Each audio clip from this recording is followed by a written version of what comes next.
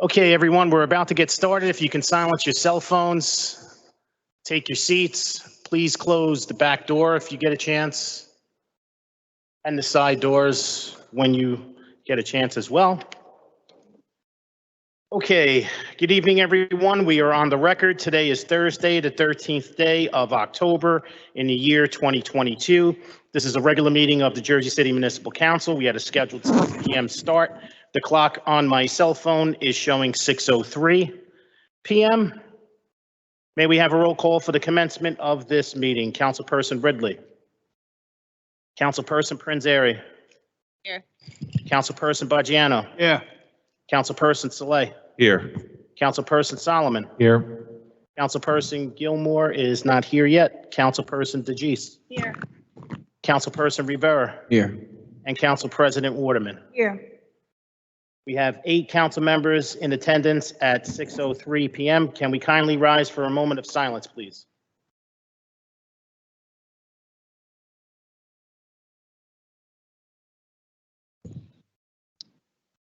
Billy Nitchcock.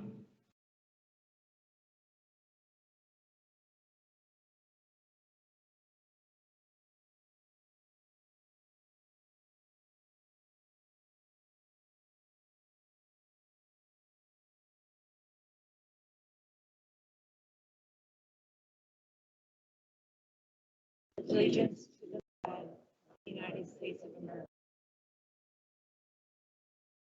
Nation.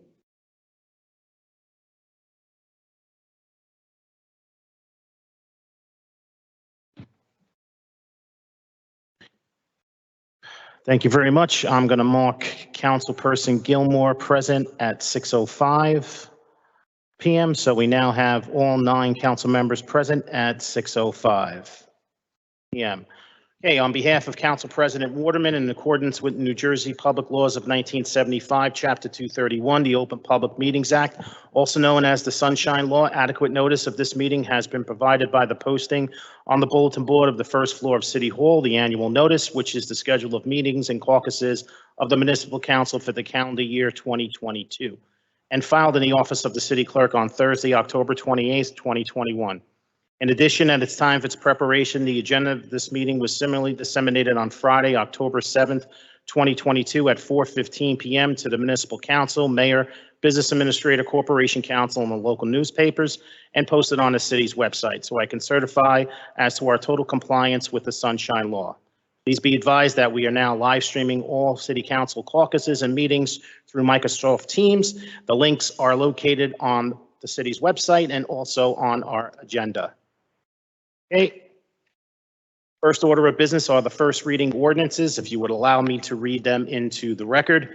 Item 3.1, City Ordinance 22-087 is an ordinance supplementing Chapter 332, Vehicles and Traffic, Article 3, Parking, Standing, and Stopping, amending Section 332-22, Parking Prohibited at All Times on Marin Boulevard. Item 3.2, City Ordinance 22-088 is an ordinance supplementing Chapter 332, Vehicles and Traffic, Article 3, Parking, Standing, and Stopping, amending Section 332-22, Parking Prohibited at All Times on Newark Avenue. And lastly, item 3.3, City Ordinance 22-089, an ordinance of the City Council of the City of Jersey City and the County of Hudson, State of New Jersey, authorizing the acceptance of 3 condominium units located within property commonly known, identified on the tax maps of the city as Block 11506, Lot 2.01, otherwise known as 151 Bay Street. Council members, I'm going to be taking a vote on items 3.1 through 3.3. Councilperson Ridley. Aye for introduction. Councilperson Prinzary. Aye for introduction. Councilperson Baggiano. Aye. Councilperson Saleh. Aye for introduction. Councilperson Solomon. Aye. Councilperson Gilmore. Aye for introduction. Councilperson DeGise. Councilperson Rivera. Aye. And Council President Waterman. Aye for introduction. Ordinances 3.1 through 3.3 are introduced unanimously 9-0. On to our second reading ordinances. First, second reading ordinance, item 4.1, City Ordinance 22-084 is an ordinance of the city of, is an ordinance of the Jersey City Municipal Council amending the Jersey City Land Development Ordinance, Chapter 345, Article 1, Definitions, Article 3, Section 16, Site Plan Review, Article 5, Zoning, and the official zoning map. Sean, can I ask, I'd like to ask that this be tabled. Take a vote. So council members, do you want to conduct the public hearing before we make that motion, or you want to make the motion before we conduct the public hearing? Conduct the public hearing, please. Just a reminder, if you do table it prior to the close or prior to conducting a public hearing, you're basically killing the ordinance and you would have to reintroduce. If you hold the public hearing and table it after the close of the public hearing, you can always come back to it. So what are your intentions? You can hold a public hearing, but a lot of people are not here yet. I guess that's due to the rain. It's only 8 minutes after 6. Unless we hold this off for a while and the others and then go back. Could we just vote on, do you want to table it or not? That's probably what you need to do. Then we can know So, what to do from there. Why don't we hold the public hearing? And then once we hold the public hearing, because I know during the caucus, we were talking about making amendments, and there's a number of amendments to this ordinance that are going to be voted on tonight as well.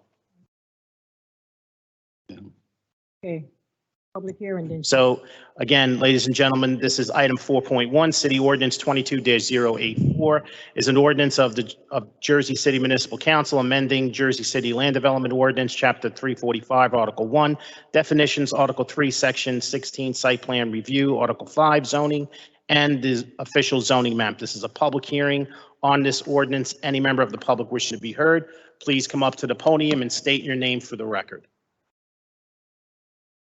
Can you just give me 1 second, okay? Ready.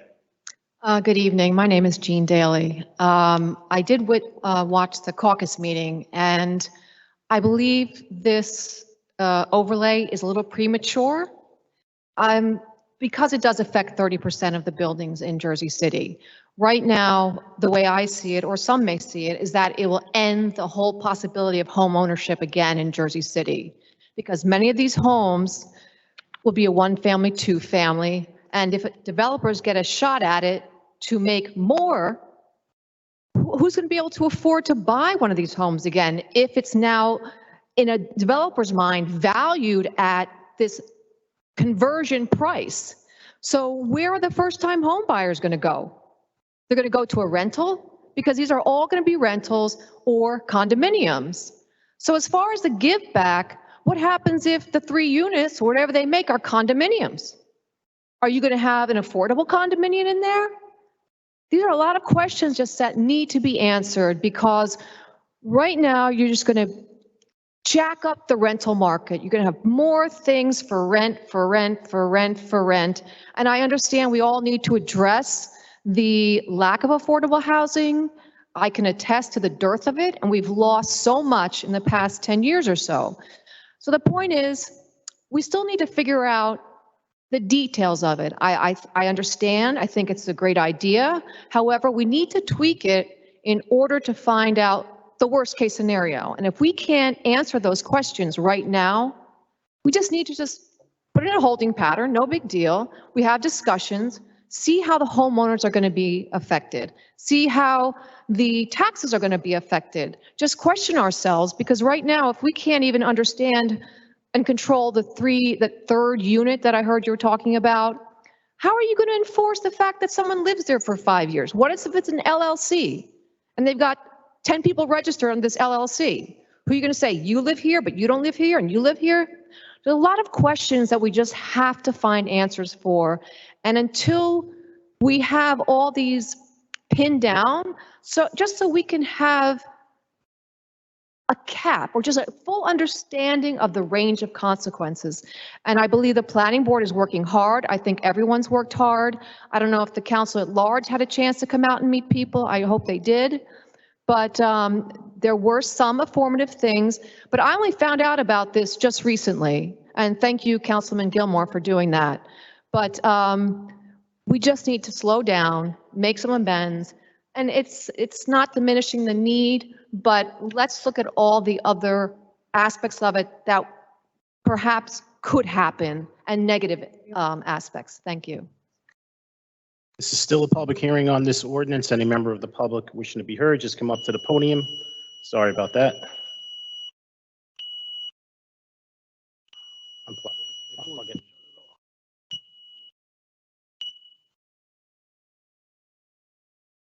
Okay, tell me that wasn't a warning. All right. Vern, you ready? Yes, I'm ready. I just want to get some more clarity on this and where are they located at? Is they all in all the walls, these sites? Yes. Honestly, what I'm missing on this one. It's in the Tanya R1. here? Is in the R1 Is zone. Tanya, yeah, available? She'll be here. She's right Oh, there. Tanya, I didn't see you over there. Well, Vern, she's it's gonna in the get up R1. and is in the Huh? R1 zone, and what will happen? So she'll to get up at- Tanya? Yeah, she'll get up at the end and go through all the adjustments and, I ain't got to be Amendment. tying you up, do I? okay? Okay. Okay, this is still a public hearing on this ordinance. Any member of the public wishing to be heard, please come up to the podium and Come on. state your name for the record. Come on. Hi there. Your name? My name is Matt Bewley. Matt? Yeah. And your last name? It's Bewley, Bewley, Bewley. Ley. Yep. Okay, Matt. Hi there. Good evening. Good evening. Thank you for this opportunity to comment. This is a segregated city and an unequal city and an unaffordable city for a lot of people. And I think this measure is a small step toward remedying that. If we're going to delay, I would ask delay to do what? To broaden and strengthen rent controls, provide a tenant right to counsel. Does delaying this measure bring those closer to being? Most people in this city don't have the security of a mortgage. They rent month to month or year to year, they rent. In other words, they're subject to the market. Right now in R1 zoning, the market produces Bayonne boxes with $800,000 units and illegal garage units. You can see that in the Heights. You can see that on the West Side, just walking around. You can see what the market produces now in R1 zoning. And though this measure doesn't fix the market and it doesn't end the market, I think it makes the market friendlier to the average renter by encouraging legalization of garage units where people are already living, and by encouraging diversity in unit sizes and affordability in that way. This is planning departments doing what planning departments should. Observing local conditions, assessing how land use codes are contributing to them, and proposing changes for our elected officials to adopt. I sympathize with commenters who may be frustrated or confused by this proposal. I work as a planner and the details are a lot for me. But to me, this is the gist. If current zoning is producing what we're seeing, if current zoning is producing Bayonne boxes, if current zoning is making it so that people are living in illegal garage units, if current zoning is producing that and what we're seeing is unacceptable, then current zoning has to change or be overlaid. Since a lot of the concern is about buildings in the R1 zone, I just want to clarify that right now, what a person who owns a 2-unit building can do in an R1 zone is replace that with an $800,000 or $900,000 per unit 2-unit building. With this affordable housing overlay, they can make that 3 or 4 units, and those may be more affordable. If they add even more units, there's an affordable housing requirement on site. And anyway, I hope you approve this measure. Thank you. This is still a public hearing. Okay, if we can just have your name. Sure. It's Laura Moss from the Hilltop Neighborhood Association. Or I would your last name? Moss, M-O-S-S. Yes. Or go ahead. I'm here on behalf of a lot of the residents in my neighborhood who had no idea this was actually happening. I only learned about it last week. And apparently I was supposed to have known about this for quite a while. It's been out there since July, I was told, and to me, that means hiding. It's in plain sight, but it's hiding, you know, it's still hiding. It's hiding in plain sight out there for us to go digging around and try and parse out all this very complicated information.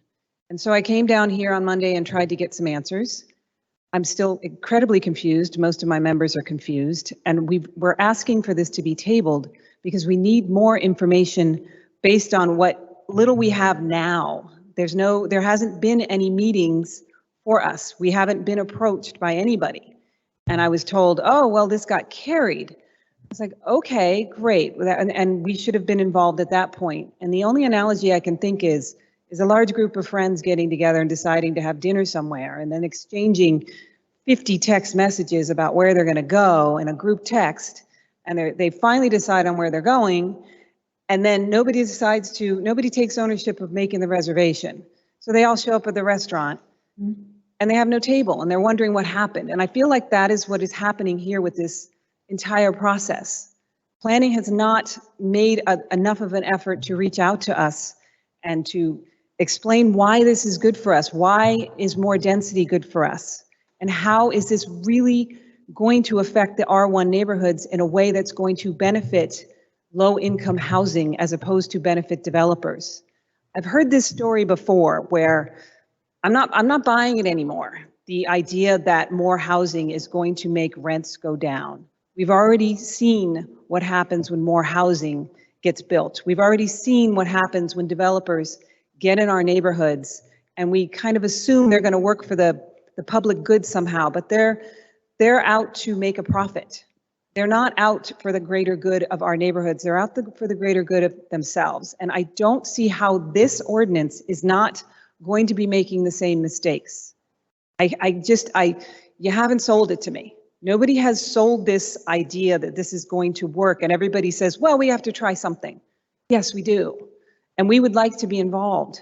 I'm one of 15 neighborhood associations who have spoken out against this. 15 neighborhood associations have gotten together in the past 3 days and said, please just let us work with planning on this and get together a working group, because there hasn't been that. It's just been here, this is what it is. So please table this for us and we will come to the table for you. Thank you very much. This is still a public hearing. You come forward, sir. You could just state your name for the record. Yeah, my first name is Sheridan, Sheridan. And the last name is Bell, Bell. I live in Van Voorst Park on Varick Street. Go ahead, sir. I just, this makes me think of when we were installing the new bridge, the Jersey Avenue Bridge. I asked them, sometimes you make mistakes. What are you going to do if everything that you're telling us just goes the other way? Downtown gets gridlock. Your estimates, which still weren't very clear of what their projections were, are just way wrong, and it's a disaster. People get run over, anything else. And the answer was just crickets. That was at Barrow Mansion. I just think it does a disservice on one level to each and every one of you to pass this through quickly. If you do, I hope you stand behind it and remember this. But I also think that, I appreciate what the gentleman said earlier about, affordable housing. But I do think it is unusual with all the communities that are quite active and want to be involved, that we're not being involved. And a lot of us are homeowners who aren't, own huge buildings. And we live here, we own here, we want to be here. Some of us have been here a long time, a short amount of time, but we're here. Don't forget us. Thank you. Thank you. This is still a public hearing on this ordinance. Any member of the public wishing to be heard, please come up and state your name for the record. Hi, good evening. Jimmy Lee, Lee. Good evening, Council President, members of the Council. Just a few short words in support of the affordable housing overlay. First, I want to mention there was a recent controversy about College Towers, and I think part of that uproar is that affordability is a really difficult issue in Jersey City today. I think that it is, and we should treat it like a crisis. The affordable housing overlay may not completely solve affordability, just like a COVID vaccine may not be 100%. Doesn't mean that we shouldn't take vaccines, we shouldn't take steps towards fixing the crisis. And because it is a crisis and rents have gone up 25%, 40% in the last year, I think that, continuing to delay on measures that may improve affordability is not treating it like the crisis that it is, and that there are many renters, many tenants that are not represented at most associations. I will also say that there is many stated points against this overlay also is a sign that there is quite a bit of understanding about this overlay as well. The last thing I want to say is, this whole Bayonne box thing, like, it's very simple, right? Two bedroom, and a garage on the bottom floor, right? And how much is that garage worth instead of housing? If a 2-bedroom is $400,000 to $800,000, that means the 2 parking spots on that bottom floor are each worth at least $200,000. Is this the best way for us to spend resources in this city? $200,000, if you think about it in terms of street cleaning tickets, that is 80 years of street cleaning tickets, right? I do not think this is the right thing for what's happening. I understand there are a lot of illegal conversions. That is a sign that something is wrong, and I commend the city for taking steps to fix this situation. And I really think we need to do something about improving affordability. That there are incentives here. This is exactly the trade that we want to make, that someone's going to make money, but they have to give something back and give something in terms of affordability for the city. So thank you. Thank you. This is still a public hearing on this ordinance. Any member of the public wishing to be heard, please come up to the podium and state your name for the record. Norris Raymaker. Okay. My address, Go ahead. 109 Palisade Avenue, Jersey City, New Jersey. Thank you. Welcome.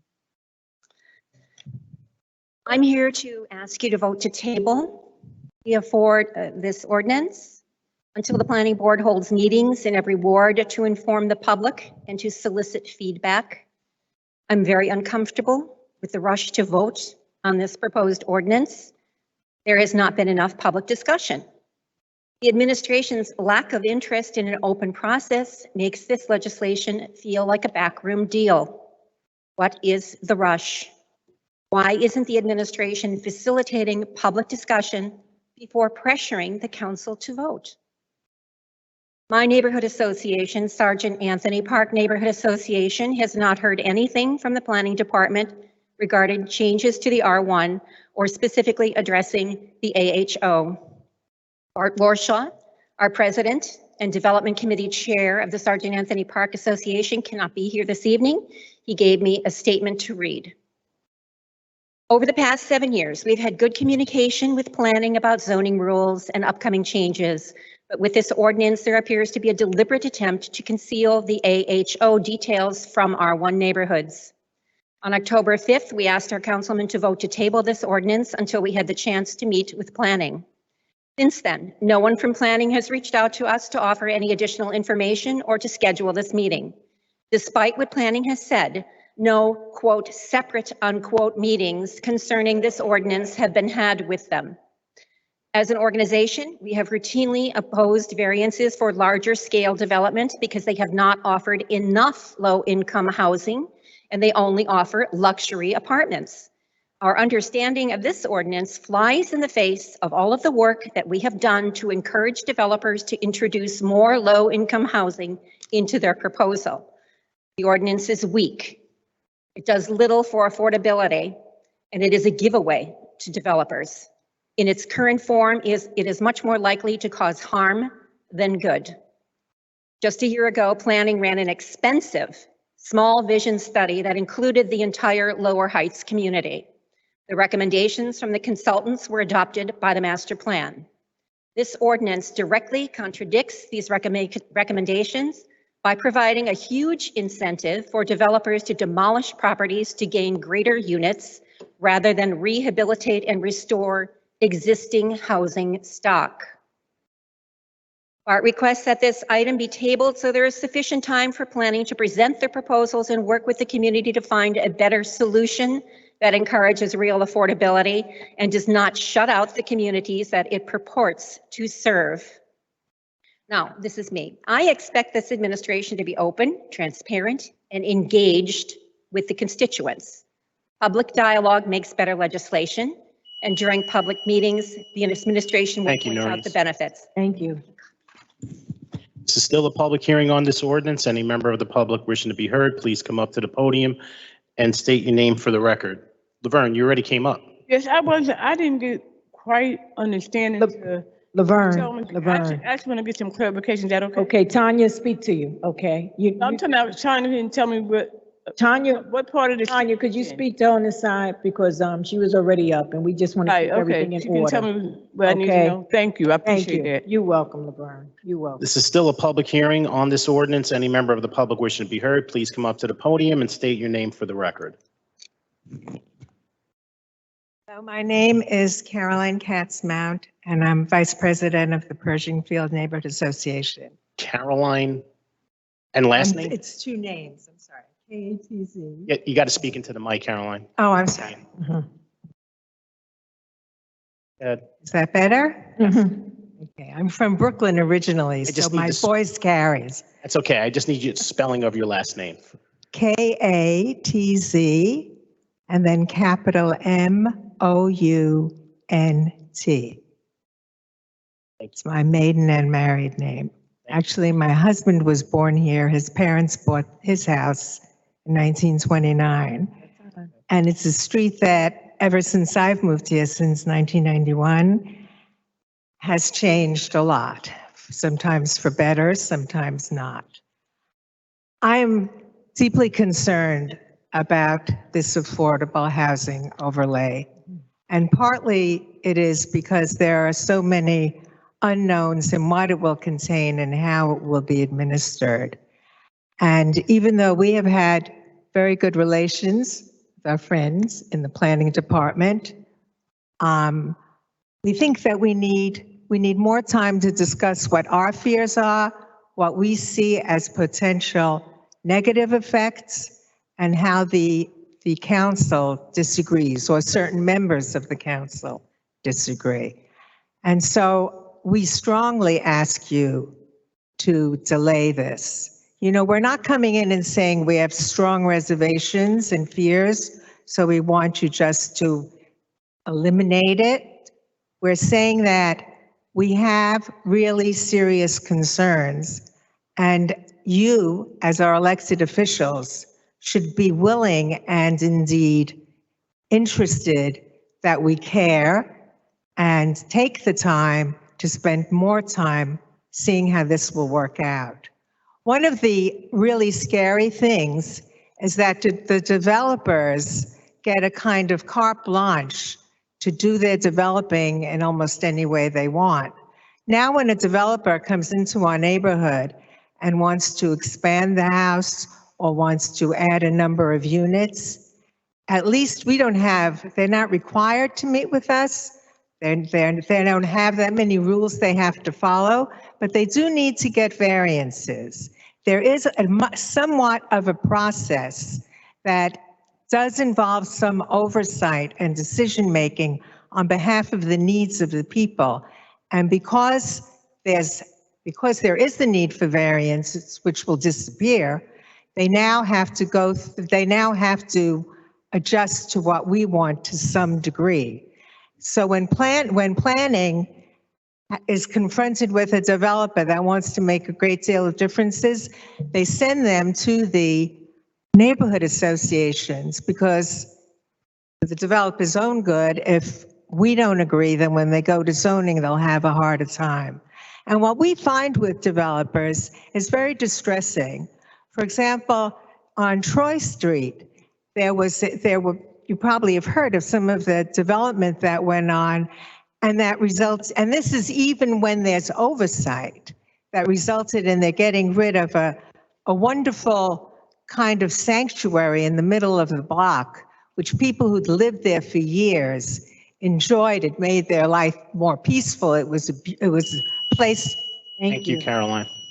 That's not my time up. Yes, That is thank you. 3 minutes. Can I just say Thank one you. brief thing, then I'm No. sorry? Just Thank that. you. No, Council no, President. no. Thank you. Everybody has the time. Thank you. Okay. This is still a public hearing on ordinance 22-084. Any member of the public wishing to be heard, please come up to the podium and state your name for the record. Come on.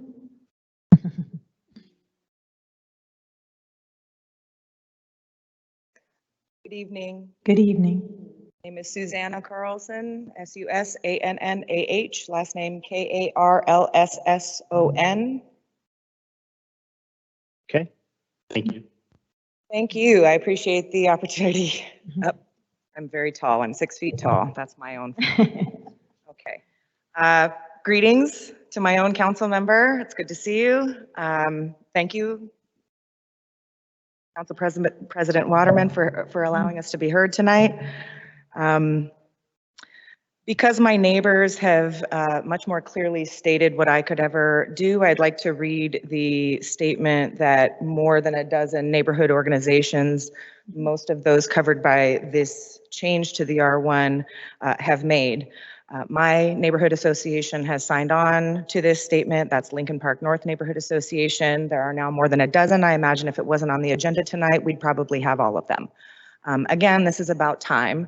This is about the fact that the community has not had an ample opportunity to consider this particular legislation, which then becomes controlling law for developers in the entirety of R1. It's an axe where a scalpel is actually appropriate. If you'll allow me, this is the statement of the various neighborhood organizations. On behalf of the undersigned neighborhood associations and community groups, we urge City Council to remove the affordable housing overlay proposal from the larger package of zoning amendments. The AHO's impacts and implications must be better understood and fully considered by the community before this AHO proposal is adopted as controlling law for developers in Jersey City's low-density residential neighborhoods such as ours. The AHO was characterized as an innovative approach using developer incentives to create affordable housing and heralded as a logical extension of the city's inclusionary zoning ordinance, adopted in 2021. In reality, the overlay is a veiled density increase and yet another developer giveaway that threatens to fundamentally change the character of our city's low-density R1 neighborhoods, covering more than 30% of Jersey City, your constituents.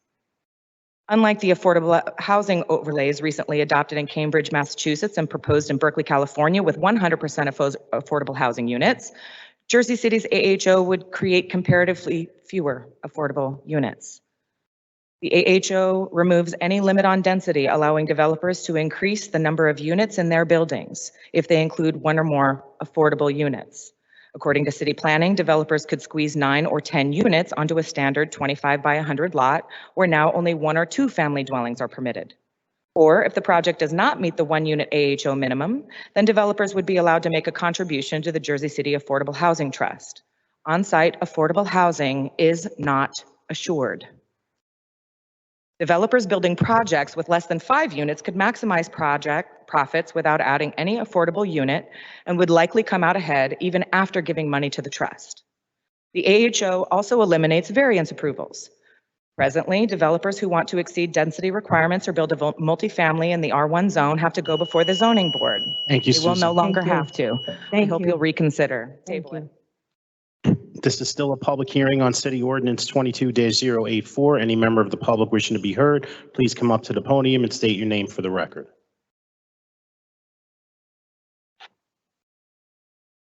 Hey there. This is Colin DeVries, Jersey City. I'm in support of the proposed ordinance and the affordable housing overlay. And allow me to share a few reasons why.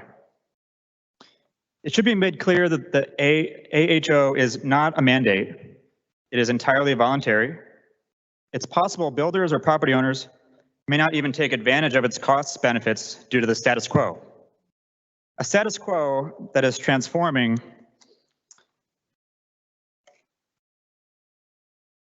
this in an R1 into this.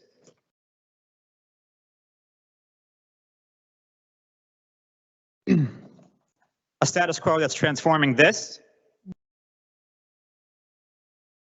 into this. This is on Culver Avenue. The first one was on Lexington Avenue. This building on Lexington is listed at $1.7 million, or could be separated into two different units at over $800,000 each. The building on Culver is listing at 1.3 million. Those are not affordable for people living here now. The median income in our region is $55,000.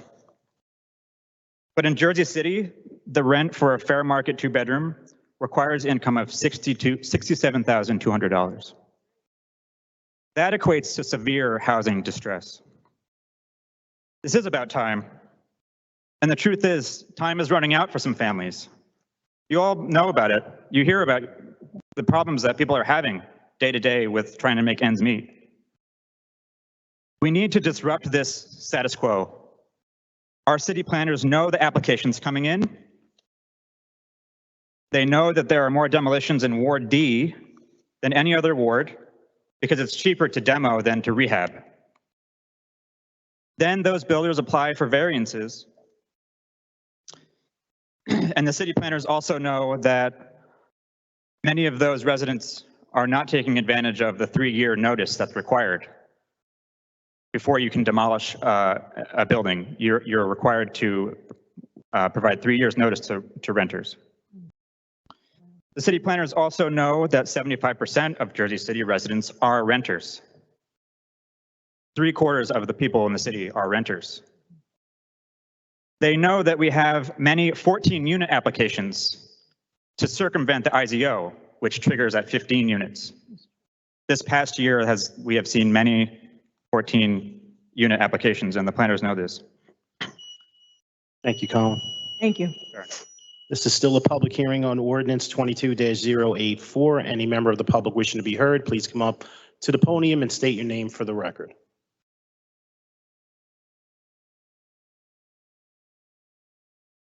Hi, good evening. My name is Cynthia Scott. I live on Sherman Place in Jersey City. Bring your mic Can you bring the closer. mic down, Cynthia? You said Cynthia Scott, correct? I live on Sherman Place. Thank you. I'm here to just express my concern about rushing to this affordable housing overlay ordinance.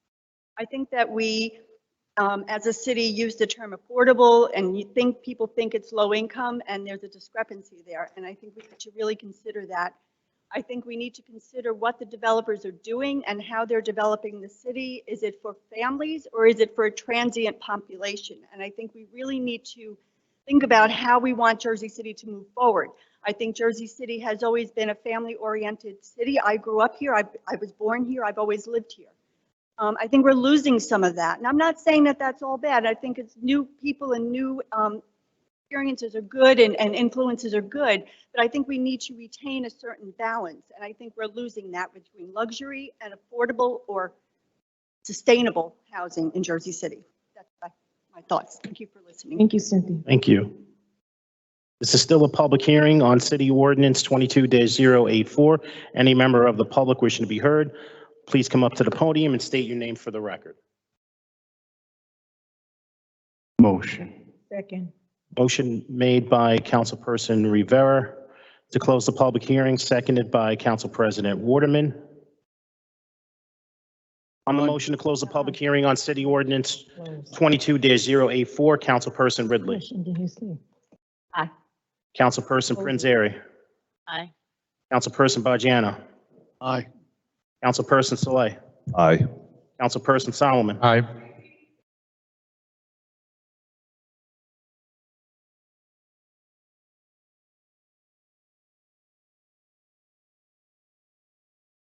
It's closed, Barbara. You always refer by number. We always have. We always have. I understand, Barbara, but we follow the rules. I understand, but we do. Go ahead, Sean. Sean, go ahead. Councilperson Gilmore. Go ahead. Wait, Sean, I'm just gonna change my vote to no. I mean, just I understand I'm the not difficulty. close. It's fine. No, I'm Not just, close. no, but I know, but I can vote. We're Right, you voting can. on it. Barbara's here. She's in the room. She just misunderstood. And so I'm changing my vote to no.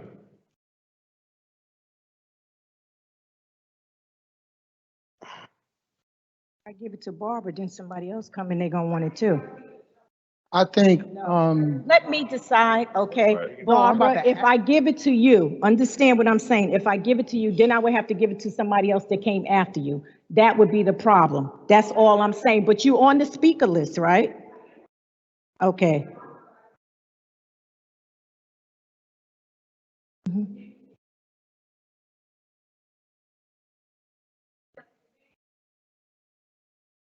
No, because it's the order in which we do, Barbara. And listen, okay, you understand order. Go ahead, Sean. I can't. I understand. Listen, Barbara, you come here enough. We always do the numbers. You know what Sean does. Go ahead, Sean.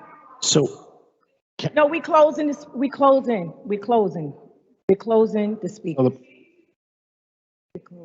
I'm not. the public hearing is, we're taking a vote on closing the public hearing on That's all City we Ordinance doing, Barbara. We 22-084. Excuse me, Council President?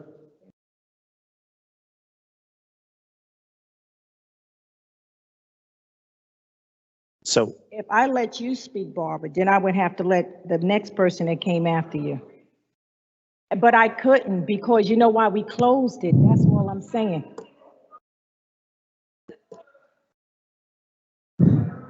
Go ahead, Sean. I can't open it back up. Go ahead. Go ahead. wait,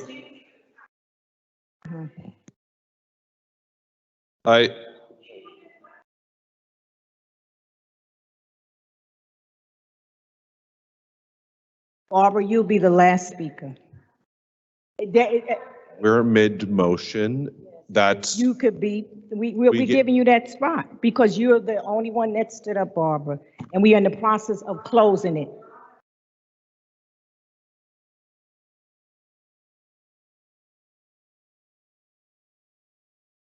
Sean, I'm running it.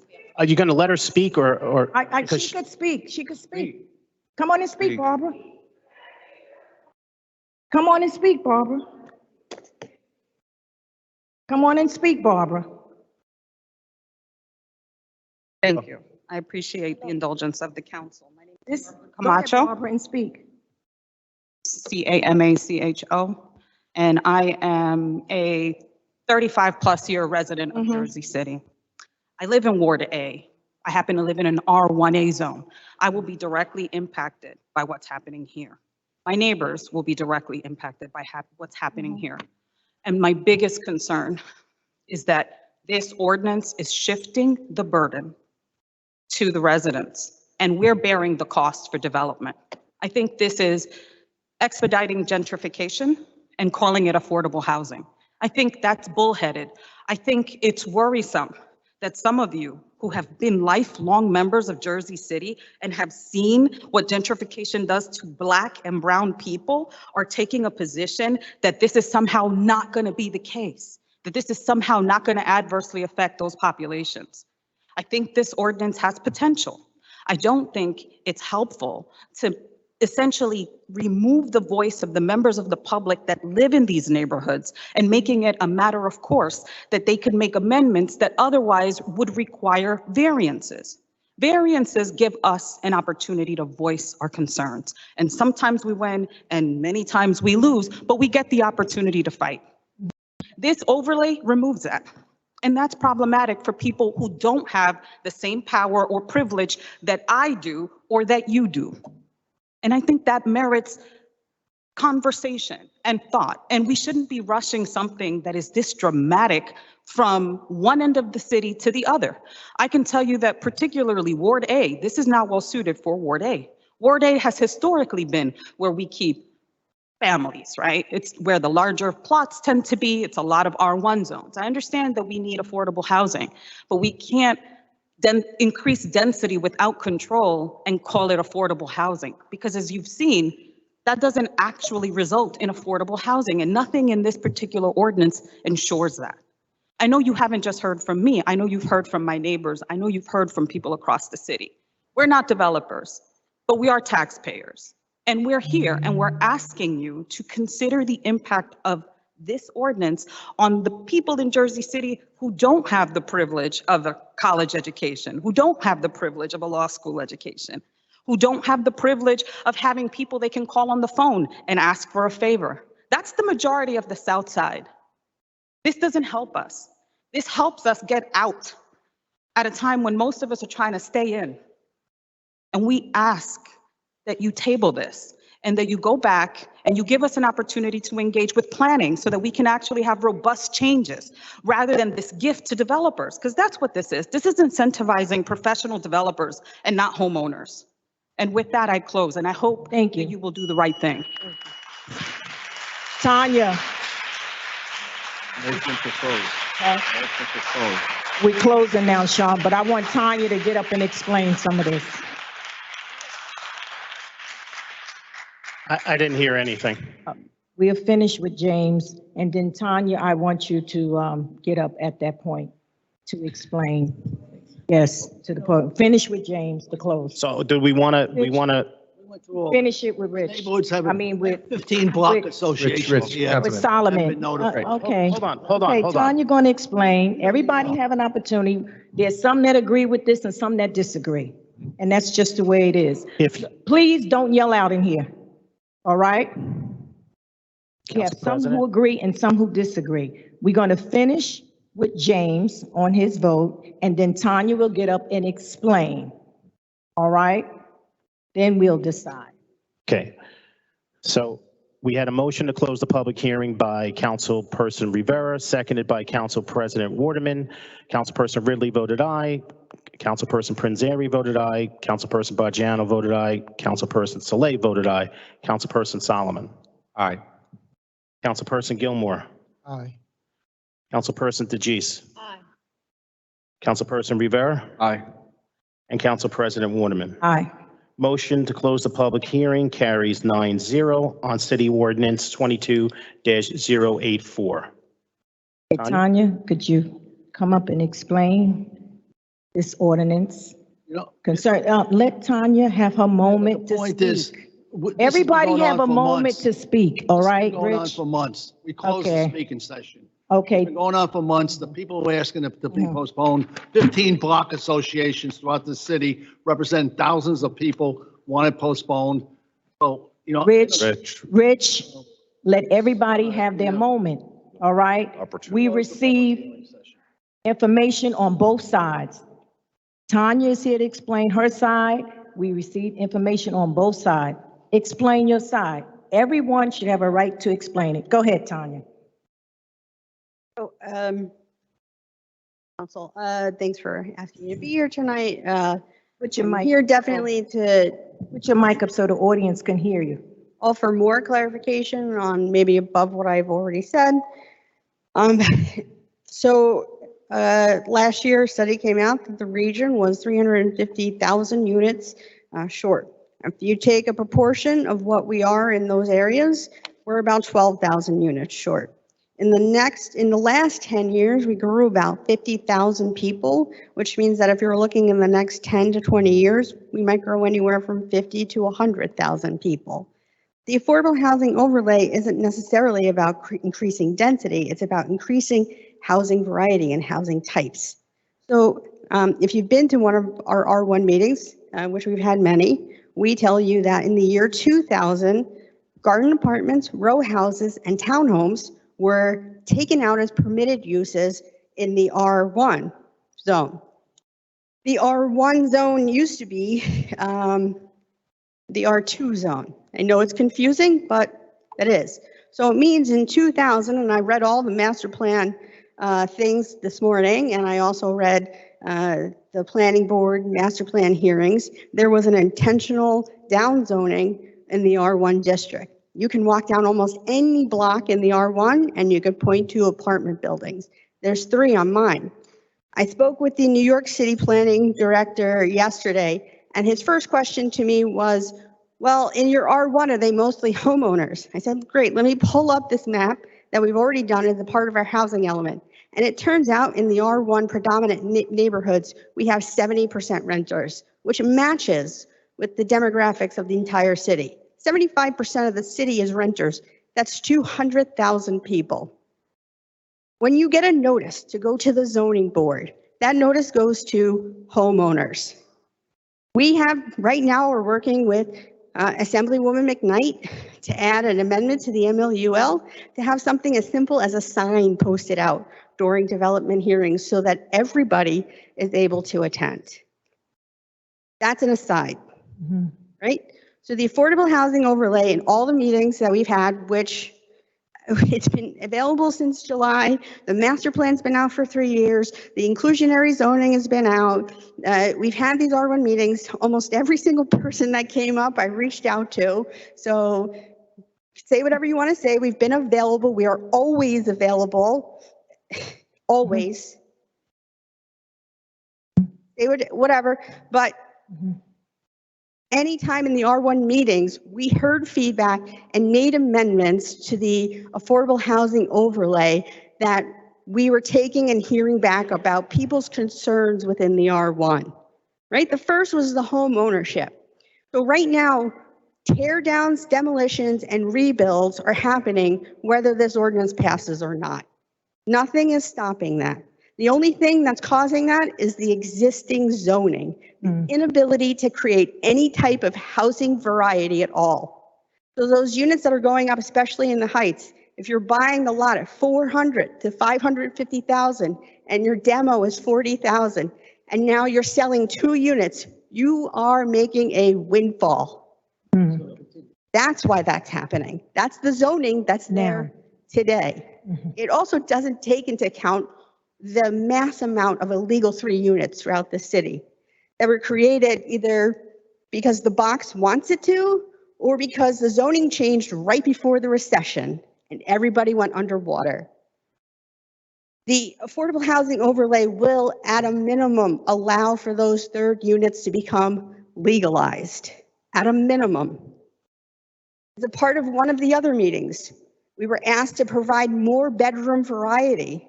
So when you trigger the one on site, you are now required to do a 3-bedroom. That 3-bedroom will be at 30% AMI or lower. So we have an architect in our office, an urban designer. I asked her to draw plans. That's 4 1-bedrooms at 500 square feet. So I don't know who's really doing that. Anybody can, I guess. And 1 3-bedroom. That's the 5 units. But now you have to go through the market of all of the regulations in UHAC in order to market that unit. If you don't trigger that 1 unit on site, now you're paying $180,000 into the Affordable Housing Trust Fund.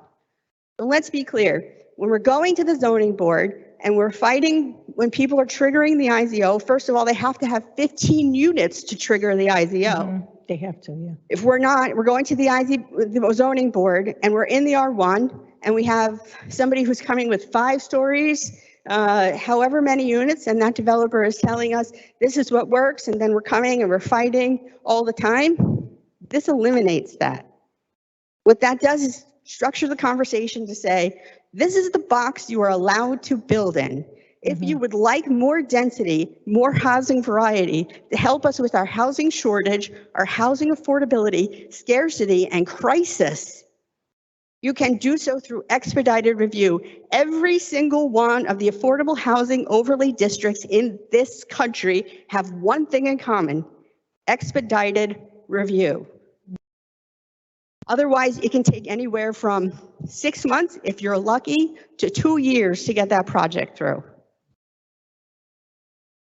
I don't know what else to say. I hate feeling like I'm being in a position of fighting with neighborhood associations. Right. This is good policy that's well-researched, that's done nationally. And if you don't even believe that's done nationally, citywide, the Biden administration put in the infrastructure bill that there will be money and grants tied to cities that remove obstacles to multifamily unit zoning. This is not just a shortage, a crisis in Jersey City. It is a crisis nationally. Fair share Did I hear housing you has say more endorsed this density? plan. We want more density? We want just the opposite. We're being destroyed in the city with parking, overcrowding, ridiculous buildings being built. We want to keep the 1 and 2 family home areas. And when you say people know that, I'm not arguing with you, Tanya, because I think you're really great.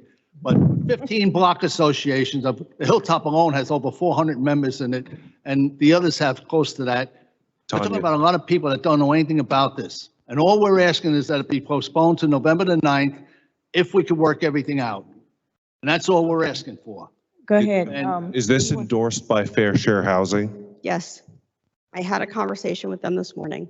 Okay, and they are the premier organization regarding affordable housing, correct? New Jersey, yes. And they are the ones that sued the city in order to turn over the old IZO, correct? That's right. And they were successful, correct? Correct.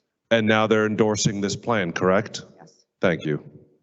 Where do they live, Youssef? Okay, now let's don't attack time. Listen, I appreciate it. I don't care if people clap or whatever. I think that's, that's good, people expressing themselves, but let's don't get on a mechanism attacking Tanya. She explained her portion of, I have some a bill.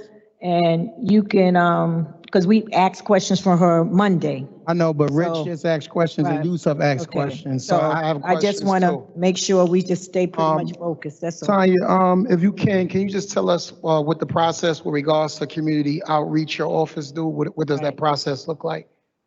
So if the project is under 5,000 square feet, which is most likely a 4-unit building, it goes to the zoning officer. If the zoning officer reviews it and sees that they're using. No, That's not what you're asking? No, I'm talking about with respect to meeting with community members. What is the process you have when you want to engage the community? Like, how do you go about it? Is it a mass emails, a flyer campaign, is it word of mouth, is it social media? What does that dialogue look like from your office to the community? So when we released the phase 1, which was always talked about during the master plan, we had targeted walking tours for the communities that would be most impacted. The ordinance as a whole has been out and available since whenever. It was 3 press releases in July. All of these things that I said before. Anytime anybody had emailed us and requested to have a meeting, we made ourselves available. Let me say this, the only community association that reached out to me to ask for a meeting was the Greenville Steering Committee. The only. We sent emails, especially after Councilwoman Prenzere asked for a delay. We actively sent emails out to people and we got no response. Instead, we were forwarded emails to other people about the overlay. Okay, so my next question is, how many meetings did your office organize and conduct with respect to this? For what? For this ordinance? How many meetings did your office organize and conduct for this overlay, for this ordinance here? I think we did 4 walking tours. We had specific Zoom meetings. It was supposed to go in a planning board meeting. Sergeant Anthony and the RNA asked for it to be delayed. We had a separate meeting with them. That's what I'm, give or take about how many That's meetings? phase 1. 5 or 6? 6, you said? 5 or 6. And if you don't know, how many participants altogether? Walking tours varied. Our largest, I think, attended walking tour was Ward B. Unfortunately, I was not at the Ward D. Matt did that one. The RNA meeting that we were asked to attend, I believe it was very low attended, but it was their meeting that we were asked at. I'll just say, I know you have done or attended meetings in Ward F, but I'm just seeing that a lot of people haven't had the opportunity to voice their concerns, and it's in their backyard. You talk to the planning director for New York. You talk to Fair Share. You talk to developers. At what point do we consider what the people have to say? It's in my backyard. And all we're asking. It's in my backyard. And all we're asking essentially is just to have more dialogue.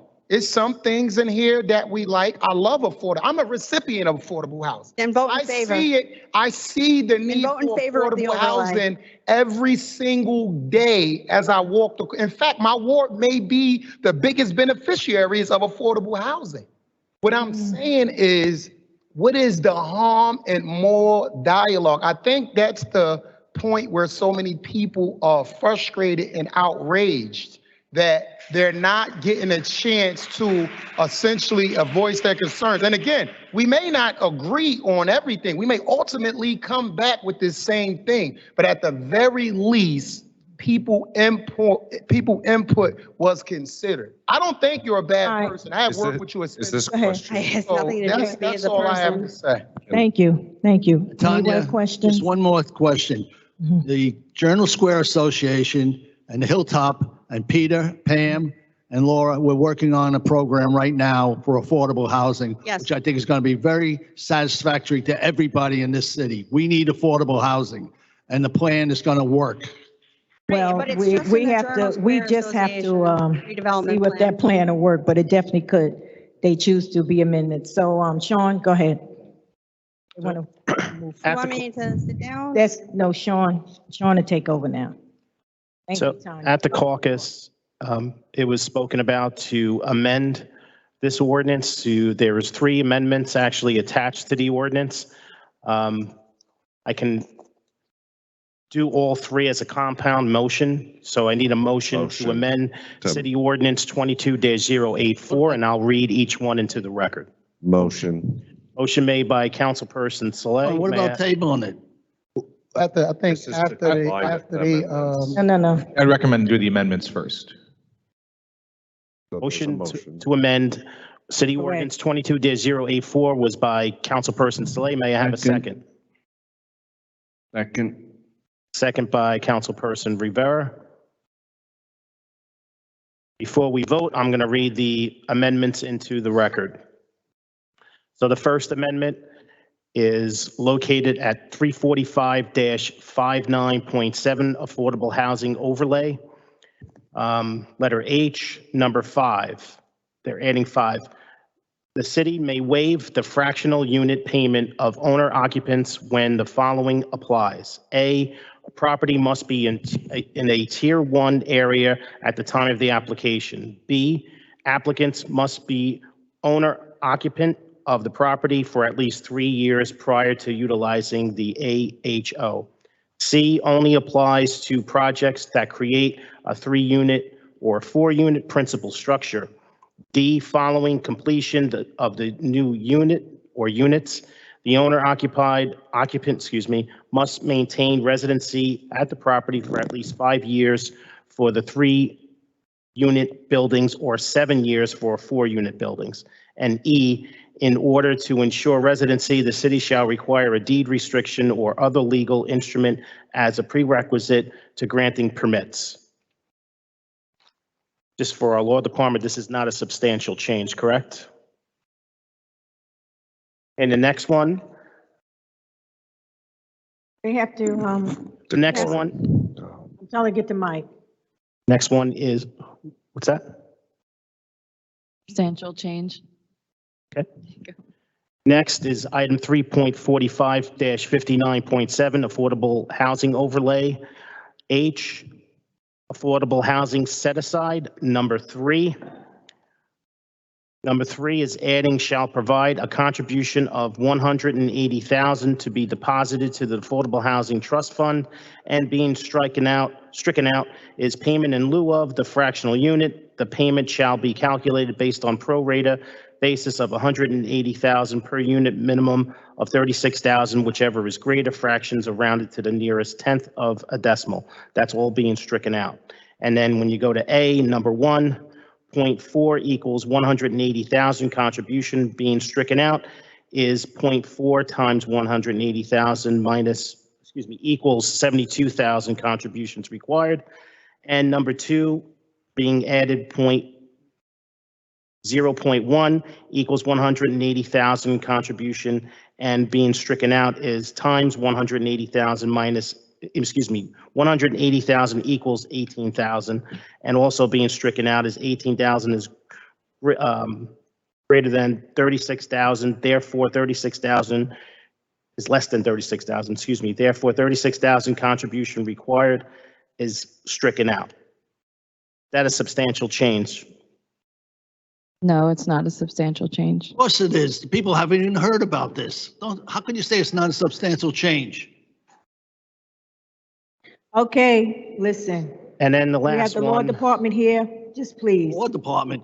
the last, We don't want to criticize anyone. I think everybody should be treated with respect, no name calling, nothing like that. You can disagree, but don't call out no names and say whatever. Sean, She's the law department. I'm not finished with the Okay? amendments. So She's the law next, department. This hasn't gone to the people. Why should it Go be ahead. brought up? the next one is 345-59.7, affordable housing overlay.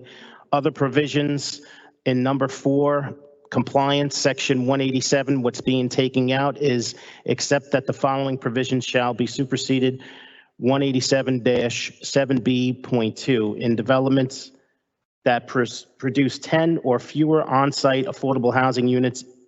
The bedroom distribution of the affordable units may match the bedroom distribution of the market rate units, so as long as 50% of the units are low-income units. That's being taken out.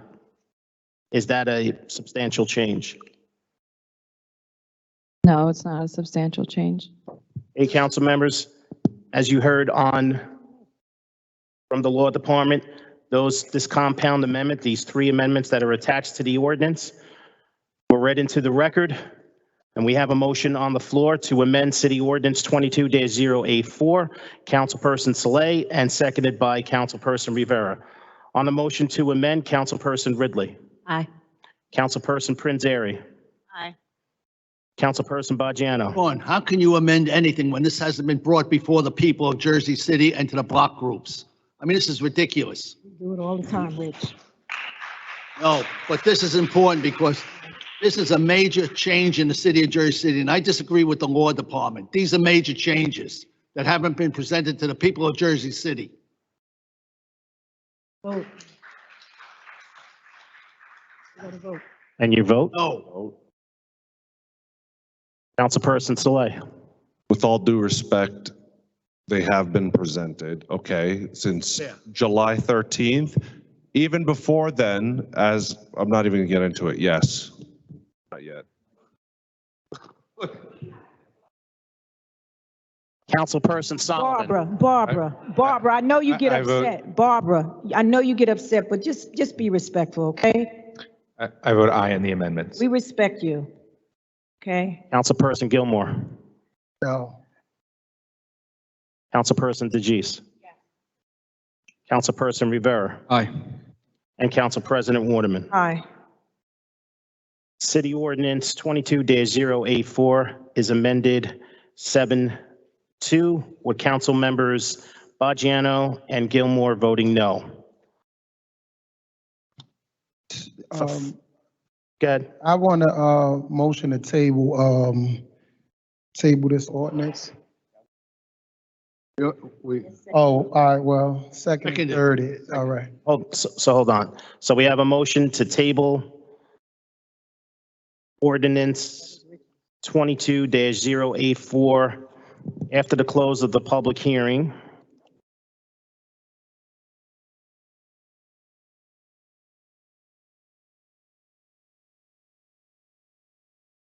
Who made that motion? Rich did it I first. did, Sean. Okay. Motion was made by Councilperson Baggiano, and the second Gilmore, was made by Councilperson Gilmore. correct. On the motion to table City Ordinance 22-084 after the close of the public hearing, Councilperson Ridley. No. Councilperson Prinzary. No. Councilperson Baggiano. Yes, and I'll tell you something. This is an out-and-out shame. Councilperson Saleh. No. Councilperson Solomon. Want to briefly explain my vote on the motion to table, and then we'll save comments on the ordinance for the vote on the ordinance. I'm going to vote yes to table. I think that in the past, we have tabled ordinances, whether it was the Airbnb regulations or the demolition ordinance, and have used that time to effectively improve them. I do not support an indefinite delay. If this motion passes, I would motion to bring this back within a month because we have to have a timeline on approving it if this tabling passes. However, I have had a number of folks reach out to me from different groups from downtown across the city who have a number of questions. This is a huge, substantial change, and while I think overall it is a good one, we can make it better, and I think it's more important to get it right than to get it done, and I think we can do that with a month's time. I vote aye to table. Councilperson Gilmore. Aye. Councilperson DeGise. Councilperson Rivera. No. And Council President Waterman. No. Motion fails 3-6 with Council members Baggiano, Solomon, and Gilmore voting yes. So for final consideration and adoption of City Ordinance 22-084 as amended, Councilperson Ridley. First, I just want to thank planning and also the community groups. I can't say that there weren't meetings in Ward A because there were, and that's on both sides. That's meetings that were planned by planning and meetings that were planned by some of our resident community leaders. So I appreciate them being engaged and having their finger on the pulse, whether they agreed or disagreed. They made sure that the information was out there. I think that we talked a lot about affordable housing, and as everyone knows, with Ward A and different projects coming along, namely Bayfront, there is a lot of affordable on tap for Ward A. The first phase of Bayfront was just approved through the planning board, but we know that that's not built yet, and neither are these units that we are speculating might be coming. None of that's built. So we always have to keep in mind our affordable housing and our current residents and making sure that we can house them. I want to commend Councilwoman Prinzeri for engaging with the residents and making some of these amendments that they asked for. I think that they're good amendments, and I think that that's our job as council people, is to make and amend laws. And no law that we make is perfect. No law in existence is perfect, and that's why there's room to change it. I think we have a responsibility on both sides. The council has a responsibility to engage with the residents, and the residents have a responsibility to engage with us in planning and to actually make some suggestions for things that they don't agree with and want to see changed. I know there's been a lot of people who don't necessarily agree with the current version, but we really do need to sit down and decide, well, what are those changes that are going to be more amendable for both sides, because there has to be a compromise. For now, I think we should move forward. But again, like I said, I think there is a big responsibility on everyone in this room. We've dealt with fair share housing a lot. It is an organization that many of residents asked us to deal with. And I think we can't pick and choose of when we want to call them experts and when we don't want to call them experts. I think they are a reputable organization throughout the state, and they definitely advocate for affordable housing. We did have discussions with them, planning had discussions with them, and they think that this is a good idea and a reasonable decision to help with some of our housing issues here in Jersey City.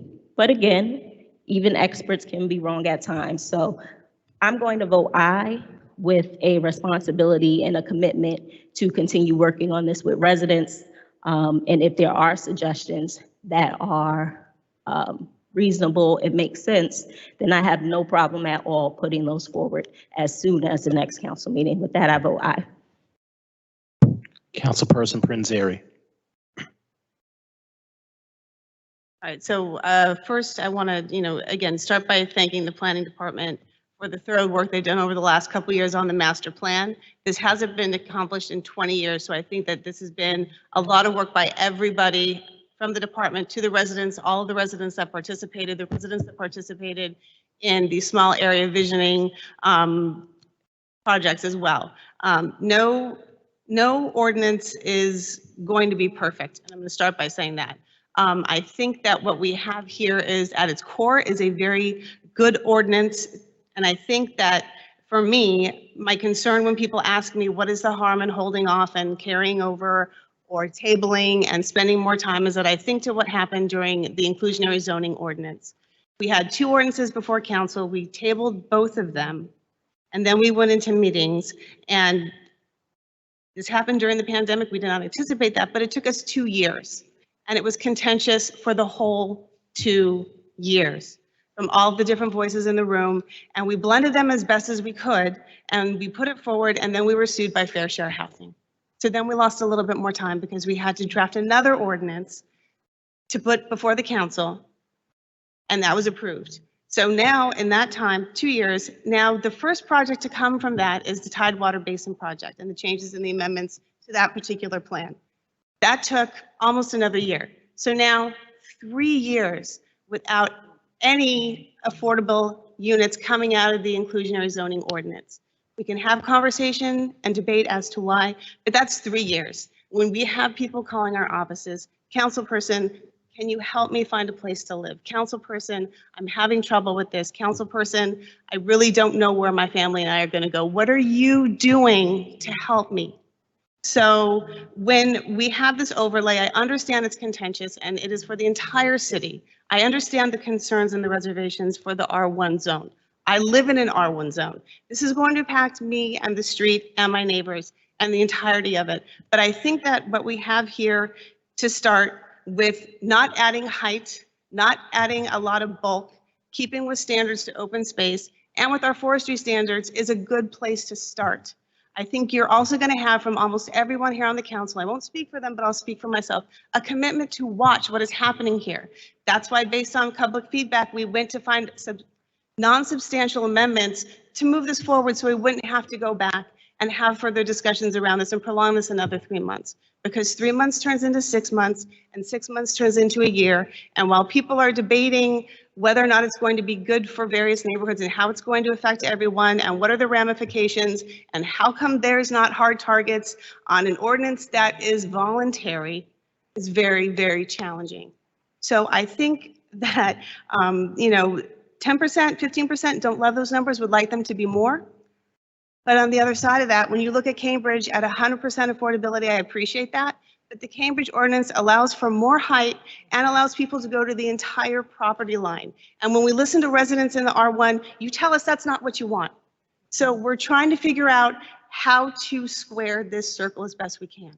So I think, again, in the annual report that I've requested from planning, it is going to include information from planning, zoning, affordable housing, housing preservation, and historic. That is the first time that we're going to get a comprehensive annual report to actually understand the impacts of an ordinance and how it plays out over the course of a year. If we find from historic preservation that they suddenly an uptick in demolition, we know immediately there's a problem because that is part of the process of the application. The only thing that is out of there is the expediting for the zoning. And there are other triggers that are going to say, hey, wait a minute, pump the brakes. It's not a good project. Or you know what? You said you wanted to do 4 units, but now you want to go to 5 stories. Well, you know what? Now you have to go back to zoning. You have to start all over because that is not part of this overlay. Beleaguering the point, I'm generally not a verbose speaker at these council meetings because I like to appreciate time, but this is really important. And I want people to understand the why, where I'm coming from. I will close, and again, I beat this like a dead horse, but from the Bay Area, lived in San Francisco, we went to 0% vacancy. Homes within the course of 1 year went from maybe $800,000 in parts of the city up to $3 million. Apartments and flats on my block in 1 year tripled in price because there was no housing being built and there was no place for people to go. And so coming from that experience, a little bit more sensitive, maybe this is not 100% right, but we can amend it once it's in place, once we understand how it's going to impact. So with that, I vote aye. Councilperson Baggiano. As I said before, we're coming out with an affordable housing plan. And I also think it's a shame that this council is not listening to the people of Jersey City and the 15 block associations throughout the city, and they're not listening to them. And I hope these people do not forget this. Your vote? No. Councilperson Soy. I just want to say thank you to everyone that came out to speak tonight. An engaged and knowledgeable citizenry is what we need to basically fine-tune our laws and to continue the progress of our city. That being said, this ordinance is a very good, can we, if you guys want to talk, please. I sat patiently. Okay. This ordinance is good policy. I have lived in the Heights nearly every single day of my life since I was born and raised R1 since day one. You could put that on a shirt. Okay. I am a homeowner in the Heights. And what I have seen my entire life is the demolition of homes, and you replace them with those nearly $1 million condos. It is an insane economic model, and the developers that are doing it, they're making windfalls, as you've heard. There's no way for us to stop it, okay? We have tried. There have been safeguards that have been in place regarding demolition of historic homes. And this affordable housing overlay, instead of just putting 2 units that are 3 bedrooms each, you're going to take those 2 units and you could put a studio in there, or you could put a 1 bedroom or a 2 bedroom or maybe a 4 bedroom. This allows for a variety of housing stock. It is not changing the height of the building. It is not changing the bulk of the building. You have heard from the planners. I defer to the planners. You have heard from them. Our city is growing. The census proves that. If you look across the country, there's a $3.8 million, not $1 million, 3.8 million homes that we have a shortage of. Where are those people going? You're having children. Where are they going to live? Who here can afford $3,000 or $3,500 a month in rent? And then if you're please, $3,500 a month in rent, then you pay the broker's fee, then you pay 1.5 months security. Stand up if you can afford that. No one can afford that. That's what's happening in the Heights. And I'm telling you because I've seen my friends have to leave. There is no way to build wealth in your intergenerational wealth if you're putting more than half of your month's rent in, half of your month's salary into rent. Right. Councilman Solomon, for his credit, he did a whole study on it. He saw, if you want to preserve and save the neighborhood, we need to put in more renters controls, like right to counsel. We need to start making people more knowledgeable about the rights that they currently have. We need to beef up the waterfront project.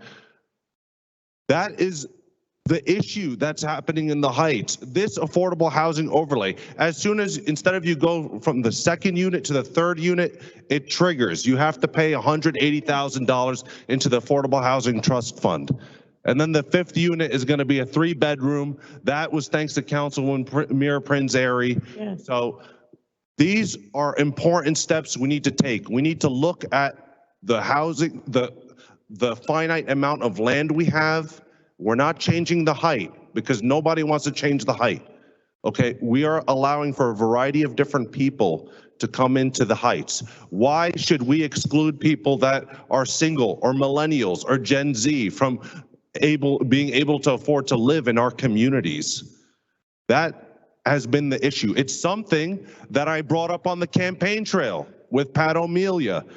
We had a debate, and I said, you need to increase the variety of housing stock because no one can pass a credit score on $3,500 a month in rent. If you can show me someone from inside Jersey City who was born and raised here that could do that. That's not what's happening, okay? This proposal actually does give homeowners a chance at survival. Because if you see, you're increasing the diversity of houses within a certain volume, a cube of air, like a space. I saw so many homeowners during the pandemic a nose hair away from bankruptcy. Some had to sell, okay? This allows you a variety of different income streams. It's gonna be less rent, but if someone loses their job, or it's not going to be like you lost half of the mortgage, okay? Like what we saw with people in the Heights. That was a huge issue. So this gives you a variety of different income streams, and it helps to pay the taxes on the new buildings. The developers that are demolishing those homes, they're not looking to be building management people or renting out to people. Okay, they're looking to turn a quick buck, especially in this inflationary environment. They're not going to change their economic model to fit this. And my only wish is that we did this sooner. With that, I vote aye. Councilperson Solomon. I think one comment I want to make is the folks who are speaking, asking us to wait, and the folks on the council voting in favor, some of the folks speaking in favor, 95% really do want the same thing. And I do want to emphasize that the expensive housing in Jersey City is the singular biggest problem that the city faces.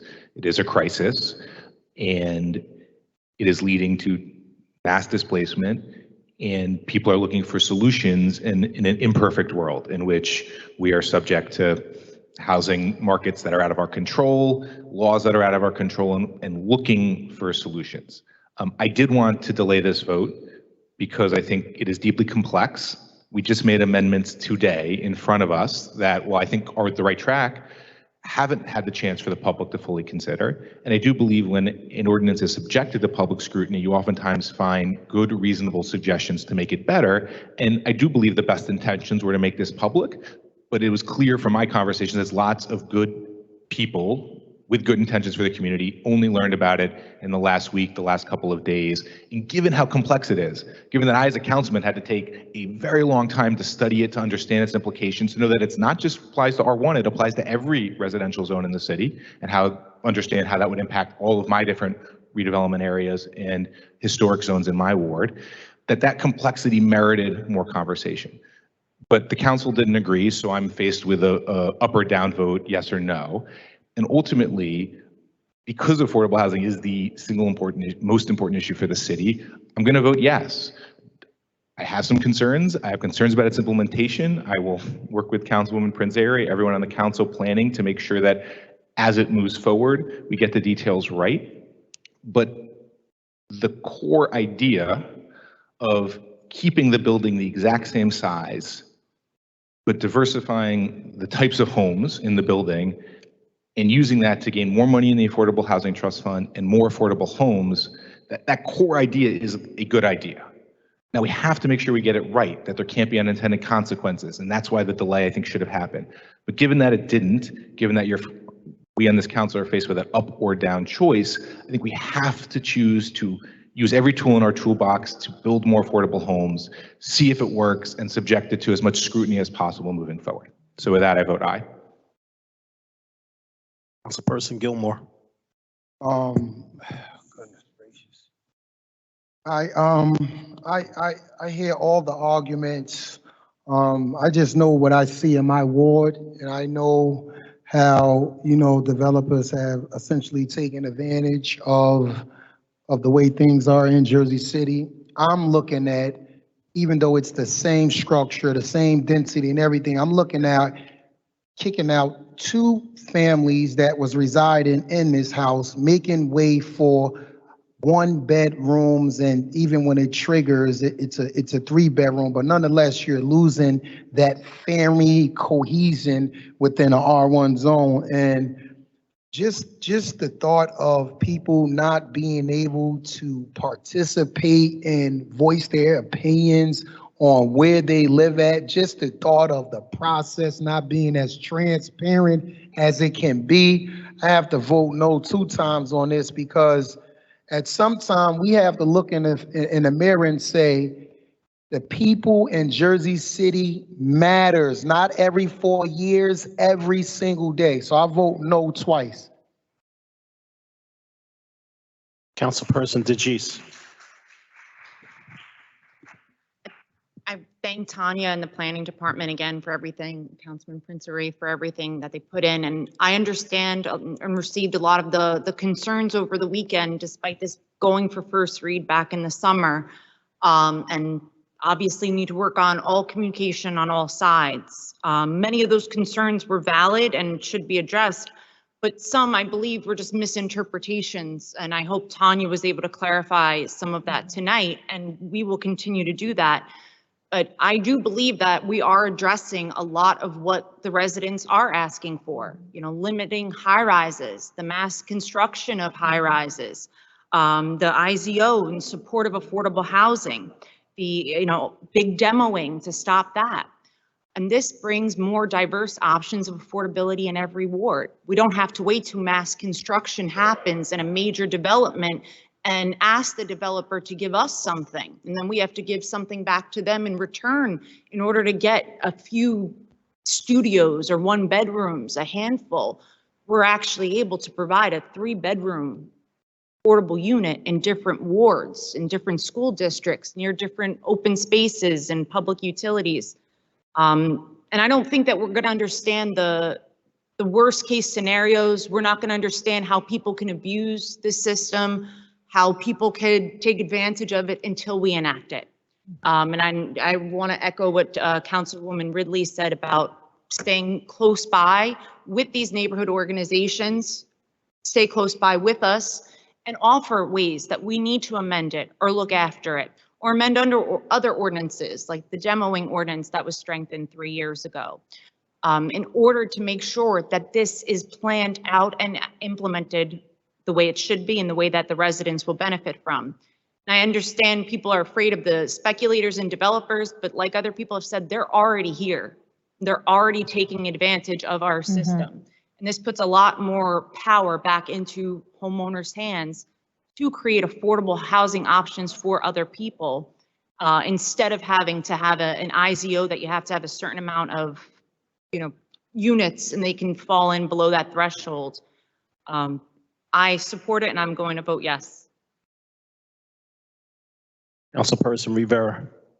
I vote aye. Council President Waterman. I want to thank everyone for coming in and voicing their concerns, but one thing I do want to make clear here, as a council, there are always people on both sides of the coins, and that's just the truth. You know, I've heard those who have came in that was for it and those who are against it, you know, had their say, but even we receive emails too, those who are for it and those who are against it. When you deal with affordable housing, one thing I do know, you really have to take a chance. It's not that easy.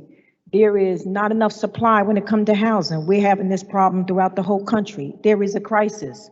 And I know I live in R1 zone, R2 zone, and I know you could be nervous about, you know, changing the whole neighborhood. But you know what I'm more nervous about? I'm more nervous about when I can't get a firefighter an apartment to live in and we require them to stay here. I'm more nervous about a police officer who works for the city and don't have a place to stay. So at this point, I'm willing to take a chance to make more space for affordable housing. We have to try. If it don't work for some of you who know it, we can amend it. It's not like we cannot, but we have to try because some people really need a place to stay. If 60+% of people living in Jersey City is renters, then there's more that we have to do. Really, I'm a homeowner. The homeowners are taking the bulk of all of this that's really going on, but we have to try to make spaces for other people to live here. And so it's not an easy task. I've been here for quite some time. It's not an easy task. And people say, well, you know, we'll wait when it's time to vote or whatever. You know what? I'm gonna say one thing about this council. We all got a good heart. We all live here and we're trying to do the best that we can. And I would appreciate sometime, you know, to be perfectly honest, when these these resolution and ordinance are posted, that you can reach out to us. We're not untouchable. We're really not. We're not untouchable. I know some of you said you're just getting it now or whatever, but one thing I do want to say, I want to commend the planning department because some of you know Tanya and her staff, you know, to say that, you know, they didn't try to reach out, they didn't try to do, some of y'all not truthful. And that's because I'm watching it. I'm watching the emails that go by. Some of you are not truthful. And let's just be real, okay? Some of you not, because she made sure it was done because she knew this would have been a hot topic. So her and her department put a lot into this. They really did. We're not here to try to hurt you. We live here. We're really trying to make this work. So if there's something wrong, we're willing to amend it. But I want to say one thing, you definitely can give your input. It's not over. You know the council people, it's not over. We're your next door neighbors, some of us. We're your next door neighbors. So, with that, I vote aye, and I want to thank Tanya and her staff for doing the best that they possibly can do. Affordability is what we need. It will help Black and brown people who are really suffering. And Tanya, thank you a lot for what you've done, and I know what you had to endure. With that, I vote aye. Thank you. City Ordinance 22-084 is adopted 7-2, with council members Baggiano and Gilmore voting no, as amended. On to our next second reading ordinance, item 4.2, City Ordinance 22-085 is an ordinance of the Municipal Council amending the Journal Square 2060 redevelopment plan, addition of corner B bonus provision within Zone 3 Commercial Center. This is a public hearing on this ordinance. Any member of the public wishing to be heard, please come up to the counter and state your name for the record. Motion. Motion to close the public hearing made by Councilperson Rivera, seconded by Councilperson Saleh. On the motion to close the public hearing on City Ordinance 22-085, Councilperson Ridley. Aye. Councilperson Prinzary. Aye. Councilperson Baggiano. Aye. Councilperson Saleh. Aye. Councilperson Solomon. Aye. Councilperson Gilmore. Councilperson DeGise. Aye. Councilperson Rivera. Aye. And Council President Waterman. Aye. Motion carries 9-0 to close the public hearing on City Ordinance 22-085. For final consideration and adoption of City Ordinance 22-085, Councilperson Ridley. Aye. Councilperson Prinzary. Aye. Councilperson Baggiano. Aye. Councilperson Saleh. Aye. Councilperson Solomon. Aye. Councilperson Gilmore. Councilperson DeGise. Aye. Councilperson Rivera. Aye. And Council President Waterman. Aye. City Ordinance 22-085 is adopted unanimously 9-0. On to our last second reading ordinance, item 4.3, City Ordinance 22-086 is an ordinance of the Municipal Council of the City of Jersey City vacating Factory Street at the corner of Mercer Loop and Wayne Street. This is a public hearing on this ordinance. Any member of the public wishing to be heard? Motion. Second. Motion to close the public hearing was made by Councilperson Rivera on City Ordinance 22-086, seconded by Councilperson Saleh. On the motion to close the public hearing on City Ordinance 22-086, Councilperson Ridley. Aye. Councilperson Prinzary. Aye. Councilperson Baggiano. Aye. Councilperson Saleh. Aye.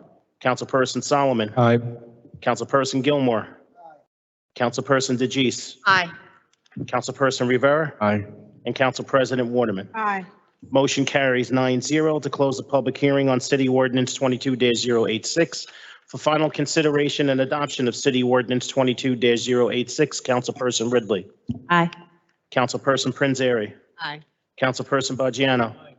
Councilperson Saleh. Aye. Councilperson Solomon. Aye. Councilperson Gilmore. Councilperson DeGise. Aye. Councilperson Rivera. Aye. Council President Waterman. Aye. City Ordinance 22-086 is adopted unanimously 9-0. Okay, council members, on to our public speaking portion of the meeting. Our first public speaker is Laverne Webb Washington.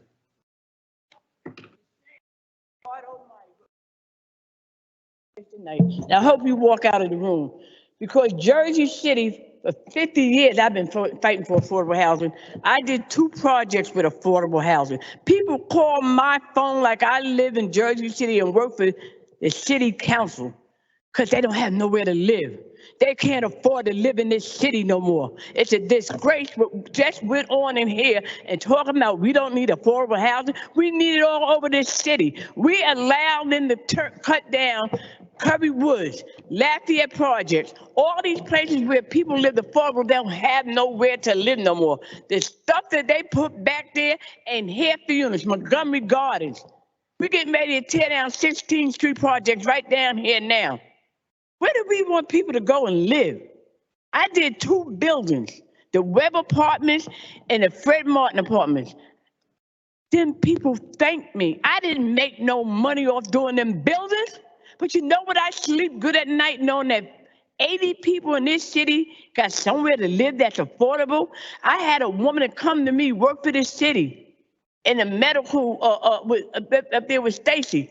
She had a hard time finding affordable houses. She was staying with somebody for 6 months.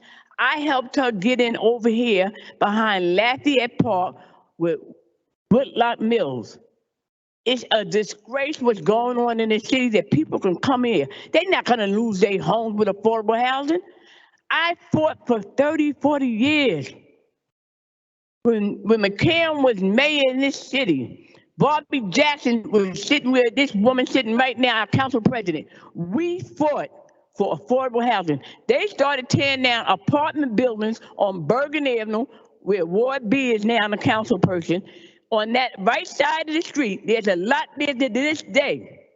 I stopped them from tearing down them apartment buildings so people can have somewhere to live affordable in this city. All on Bergen, Gifford, Lexington, the Junction. We had that big building they tore down. It's a big lot there. There's been a lot of 4-story buildings. We fought for down here. Newport, when they built Newport 40 years ago, we insisted that they put affordable housing. They got 5, am I right, Councilman Wardy? Is that building still got 5 floors that's affordable?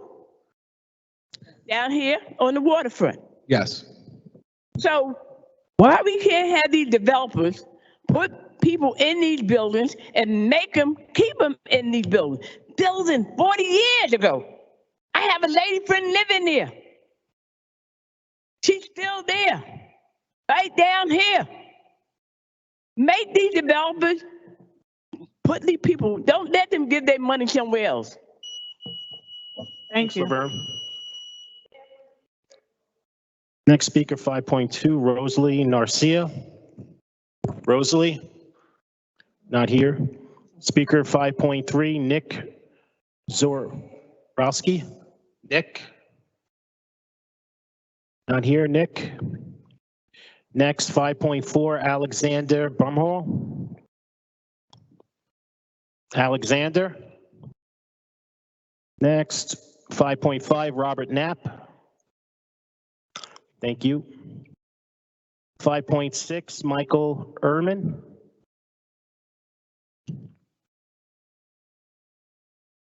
Good evening.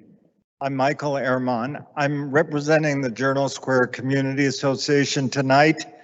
You've heard a lot about affordable housing. You probably don't want to hear some more, but you're going to hear some more from me. I want to first of all thank Councilman Boggiano, who's been working with our association to deal with what I'll call a donut hole, an affordable housing strategy in Jersey City. The planning department has worked hard the last years to get IZO1 and IZO2 enacted. Tonight you enacted an R1 zone. You do not have an affordable housing strategy for Journal Square, one of the largest development areas in the city. In fact, 22,056 units have been recently completed, under construction, approved for development, or proposed for development in the last 5 years, and only 198 of those units are planned to be affordable. 198. And in the councilman's Ward C, in terms of affordable housing has been built and available in Ward C since 2007. Let me tell you why this is. The IZO cannot work in Journal Square. There may be one application in, It can't work because the mechanism that drives the IZO is a request for variances. Why don't variances work in Journal Square? Journal Square developers don't need variances. The zone, the Journal Square Redevelopment Act or Plan of 2060 is, except for maybe downtown, has the largest allowable densities of any zone in the city. If you have a large density, you can make buildings work, obviously, with all the towers you're seeing, but you don't need any density bonuses. So if you don't ask for bonuses, the IZO is simply not triggered. So we've been working with the councilman. The councilman and his staff have been sharing a draft with other members of the council, and we thank you for taking the time to do it. Planning has begun to have some meetings with the councilman's people, and we thank planning for that. But we do not yet have a consensus on the kind of proposal that would be comfortable for us. Last year, the Community Association called for what the planning calls a mandatory 20% rule. Thank you very much. Thank you. Thank you. Thank you. Sentence, Thank you. Thank you. we urge Thank you. Thank you. the councilman to get an Excuse me. acceptable Thank you. plan for this Your time is neighborhood. up, sir. Thank you. Next speaker, 5.7, Amir Khan.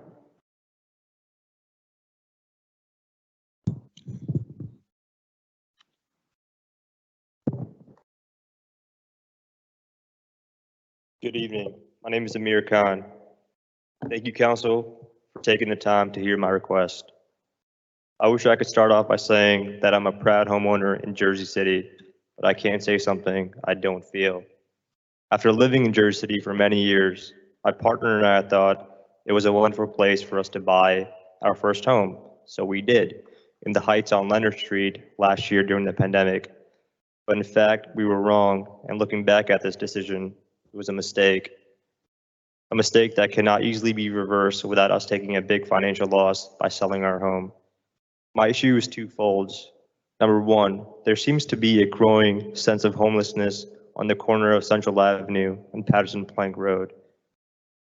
These homeless men are always under the statue or around it, day drinking and getting into verbal altercations with pedestrians walking by and with each other. By the time they're done drinking, they leave beer cans and alcohol bottles along with other trash all over the park. This is a great health hazard and a safety concern to the public. Number two, a large group of people, mostly men, outside of 579 Central Avenue through 573 Central Avenue, which happens to be across the statue, on the corner of Central Avenue and Patterson Plank Road, where the homeless issue is occurring. These men loiter on the public street daily. They block the public street by setting up lawn chairs and tables. They violate city noise laws by blasting music throughout the night. Double park their cars on the street and fire hydrant, but most importantly, they have made the neighbors within our neighborhood feel unsafe, and they verbally harass women by making sexual connotation towards their bodies. This is something my partner and other females within the area have been dealing with. It has gone so out of control that we felt it was completely unsafe for us to live here and had to relocate out of our own home that we purchased. This saddened us deeply. I have letters and signatures with me from our neighbors next doors and nearby who share the same concern. I have never wanted to be a person who addresses a problem without some sort of positive feedback or solution, but I am aware that there will never be a concrete solution to homelessness. However, my proposition for the homelessness happening at the corner of Central Avenue and Patterson Plank Road is that someone from the city do public outreach and share with them the city and state resources we have. We should increase the number of beds and services in the county shelter, provide them with warm meals and proper clothing as winter is upon us. Thank you. Thank you. Amir, I'd like to hold a community meeting with your block, by the way, and we're going to get the UEZ police to patrol around there, okay? Thank you. Okay, next speaker, 5.8, Karen Van Open. Karen?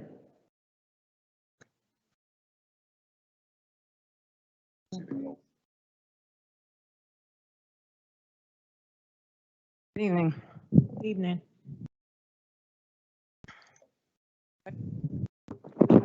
There. I guess I'm some sort of palate cleanser or something because I'm not here to speak about the overlay. I was here about a month ago to talk about traffic and how bad it is, or especially around schools. It's a month later, I don't see any difference.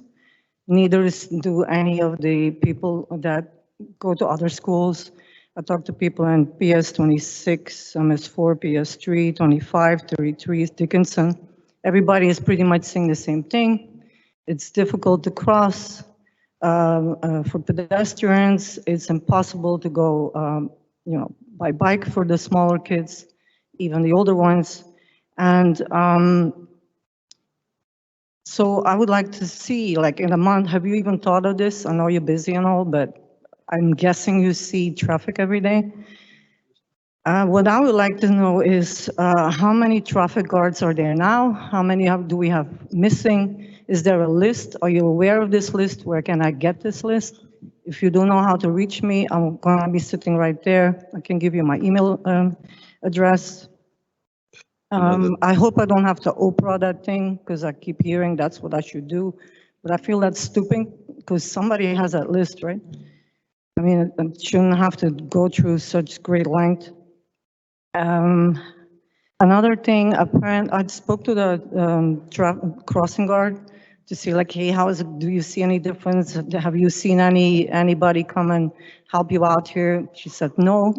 And she had another issue. Apparently their contract is settled, but they're having issues with the back pay because it has to be going via the council and it hasn't been put on the table yet. And or however that works, the BA has to bring that to you. And that hasn't happened yet. As a parent, I wonder why that is. There's a new traffic division for the Jersey City Police Department. There are going to be changes coming soon in terms of like having more crossing guards over there. I believe, don't quote me, but they're going to have the parking enforcement people cross-trained on doing the crossing guard duty in the mornings. So they wouldn't be doing the ticketing during the time period of like, let's say 7 to 9. Whenever the kids are going to school, but it's newly created and you should be seeing progress within the next, like before the end of this year, you should be seeing it. That's what I've been told, and I'm not going to hide the ball if anyone else has any clarification. As far as negotiations, that goes to Jimmy Carroll, the lawyer for the human resources, and he negotiates everything regarding, back pay and, unions and all of that. Okay, you know what you can do? Jade, take her information, okay? And what I'll do, I'll follow up with you and you tell me the schools and everything. Okay. See what we can do, okay? I mean, at least I got an answer. I didn't get to speak 3 minutes, but at least I got an answer. No, you want to say something else because he answered you. No, I will come back. How about that? Okay. Thank you. Okay. Can I just, Council President, can I pause for a quick second? I think in administration during caucus, we had asked for an update on the local 245 contract, and I don't believe we received it. We asked that at the caucus meeting. I don't believe we DA received said- it. Yeah. He said. No, I'm saying I don't No, think we didn't. He said he will send it out. We're waiting for the BA to send that to us. We asked for it on the caucus meeting. Okay, we'll get you the update on that. Okay. Great, thank you. You're welcome. Okay. Next speaker, 5.9, Gary Springar.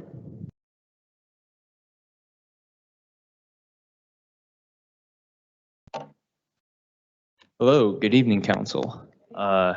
kind of going to switch up what I was going to say. I want to talk about a time that I changed my mind, given new information. I own a car. I use it to get back and forth to work absolutely every single day, and I pay through the nose to store it in this city, and that's absolutely the way it should be. Car-centric infrastructure is a blight on this city. Car-centric infrastructure kills and maims people in the city constantly. And even speaking as someone who owns a car, we absolutely need to change it. I just want to reiterate the fact when presented with new information, I said that in the council meeting when we first discussed some bike lanes, I was looking at some outdated data, and right there as people were speaking, I looked at some new academic reports and I changed my mind, given new information. I want everyone to think about a time that, when was the last time you changed your mind given new information? There's a whole lot of new information and new things going on today. Councilperson Saleh, I'm extremely elated to hear you call out right to counsel. A whole lot of discussion has been given to the supply side of housing, which is extremely important. But as we've seen in examples around the world, supply side policy must be met with tenant protections, universal tenant protections that are extended to everyone without question. If we're really talking about displacement, that is the other half of the policy that we absolutely need to see. Today, before you have a resolution down in today's agenda talking about a $925,000 settlement for police brutality, there's a lot of talk in the city about where tax dollars are going, especially when it comes to the Board of Ed increase. I want to know what everyone's thoughts is about the city doling out $925,000 when something may have been mitigated with independent oversight. So many of these things come down to accountability. I may be in the minority here today. I don't know how many people are going to comment again, but it is with this that I do reiterate my call for Councilperson Amy DeGees to resign. It is all about accountability, given all the new information.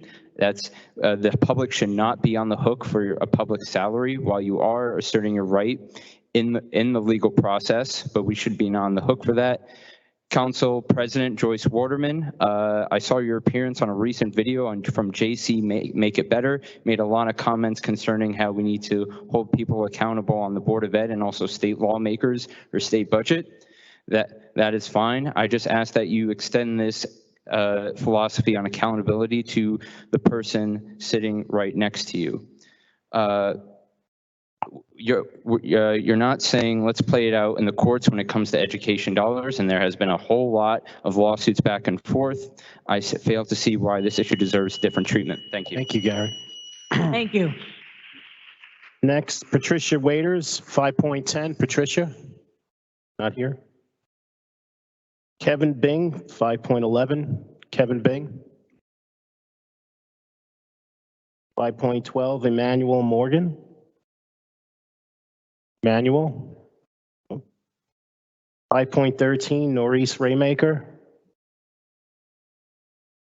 5.14, Jimmy Lee.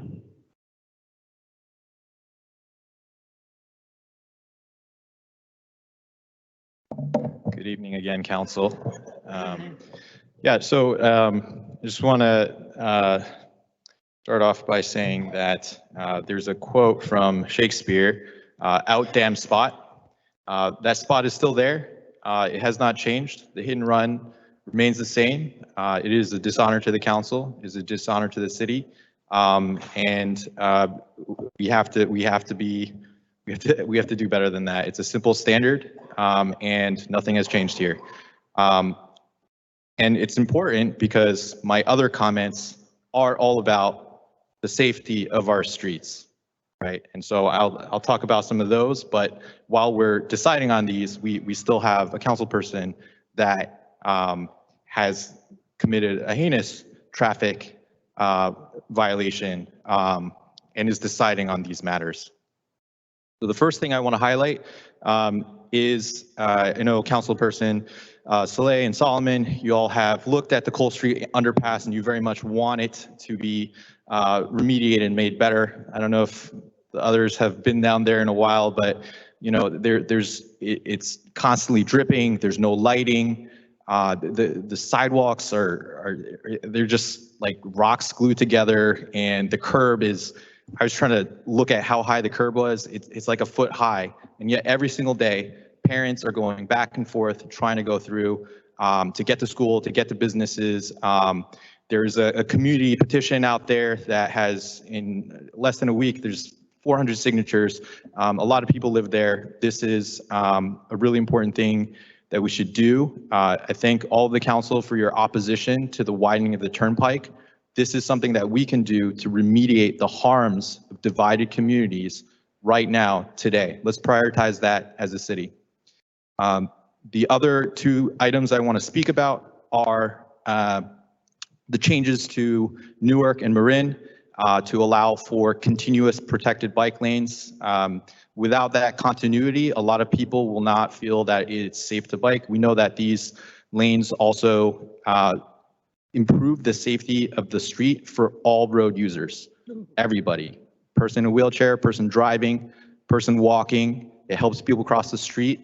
While we're doing better this year in terms of traffic deaths, it is still very stressful in many places. And so I urge that the council pass those two resolutions as well. Thank you. Thank you. Next, 5.15, Elias Shermer.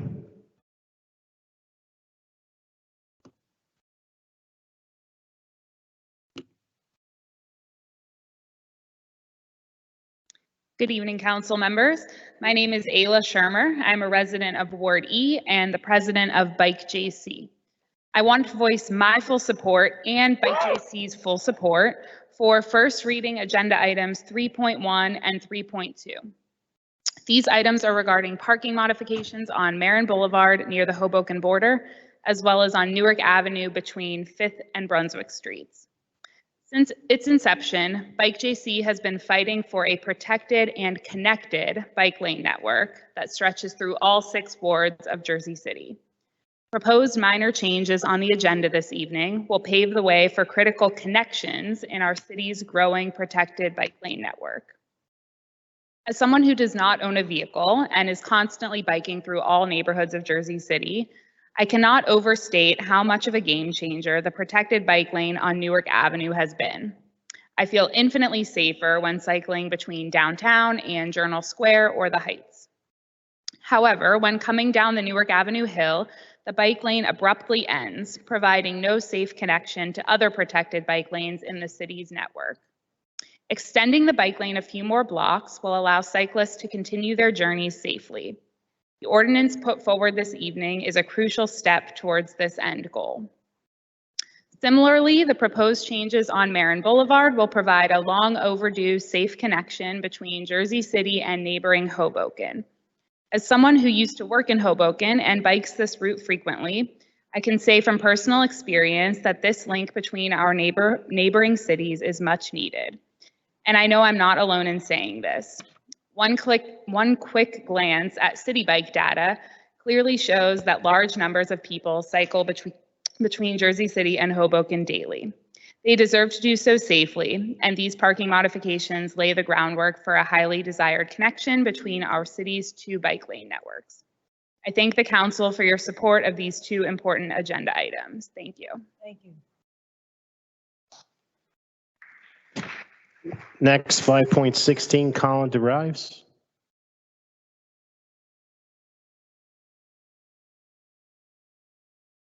Hi, Colin DeVries, Jersey City. I just want to thank you all for passing the affordable housing overlay tonight to try to do something to help the families struggling in the city. Next, I'd like to voice my support for the proposed ordinances to restrict parking on the identified sections of Marin and Newark. To truly help with mobility and safety around this increasingly dense city, with or without the AHO, by the way, we need complete streets and continuously protected bike lane infrastructure. This move puts us on track to continue building out seamless, safe bicycling connections outside of downtown and to a major railway hub in Hoboken. That is a thrilling transit connection. Lastly, as you know, I was here last month to share a pretty personal story about the importance of stopping to render aid after a crash. That selfless action saved my life at only 3 years old, and I cannot tolerate hit and run drivers. And it is just so disturbing to me that I'm represented by one. Today, a story in the Jersey Journal noted that Councilwoman DeGise hasn't even appeared in court to enter a plea. It's been nearly 3 months. That report noted the delay is because the Essex County Prosecutor's Office is conducting an independent investigation. What else could they be investigating? Amy, this story is not going to go away. I call on you to do the right thing. Help yourself and help the residents of this city working hard to make these streets safe. You should step down. You should step down now. Thank you. Thank you. Next, 5.17, Gene Daly.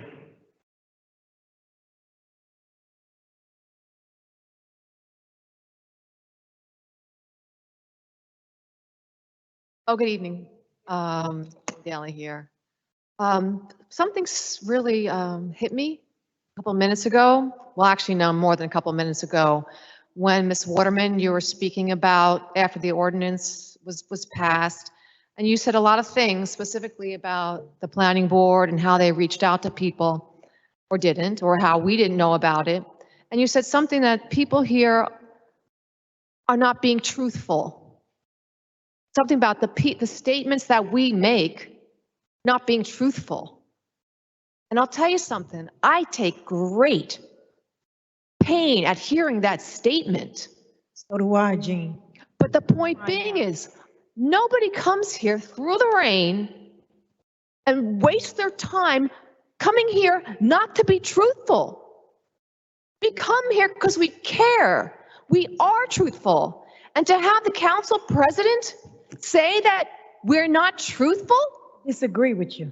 Go ahead. I am so sorry. Well, we could disagree about some of you guys about how truthful you are. But do I say that you're not truthful? No. You do. You have. I keep it to myself. No, you have. I keep it to myself.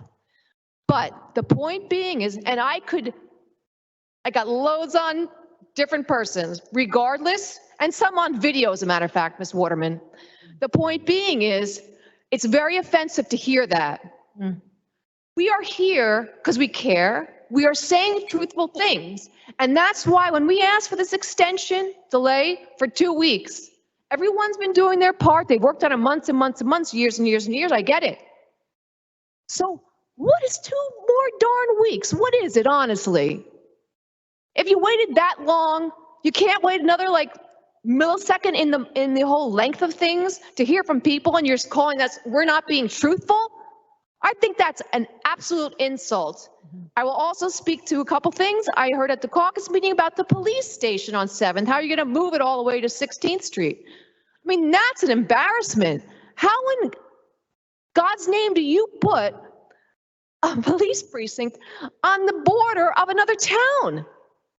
That is a ridiculous scenario. I mean, of all the properties that we have, you're going to put it all the way in Hoboken or the Hoboken border? How are you going to have you're supposed to be centralized in your district, not almost out of town. Response times. How am I going to go? I can't walk to my precinct then anymore. I'm going to have to get on a bus, get a Uber. I don't pay for Ubers, I walk. But that's a long haul to make. And it's not fair. And also, as affordable housing, I'd like to know where that money for the Affordable Housing Trust goes. What are we doing with it? And why aren't we building affordable housing? Thank you. Thanks, Dean. Thank you, Jean. Okay, next, 5.18, Beatrice Bofill. Yeah, I got you.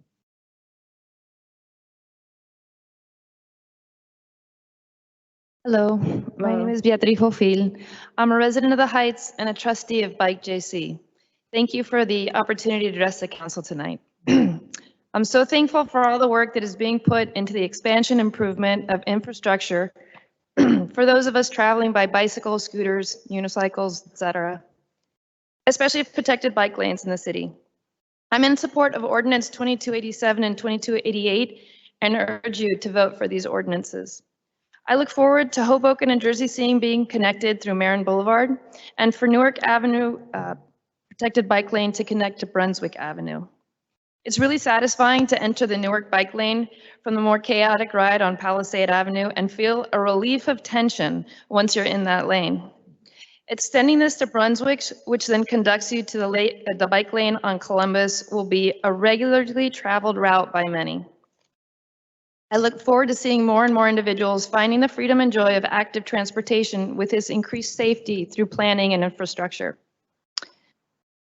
I would also encourage the council to do whatever possible to accelerate the improvements to the Cole Street area beneath the Turnpike exit and Highway 139 overpass.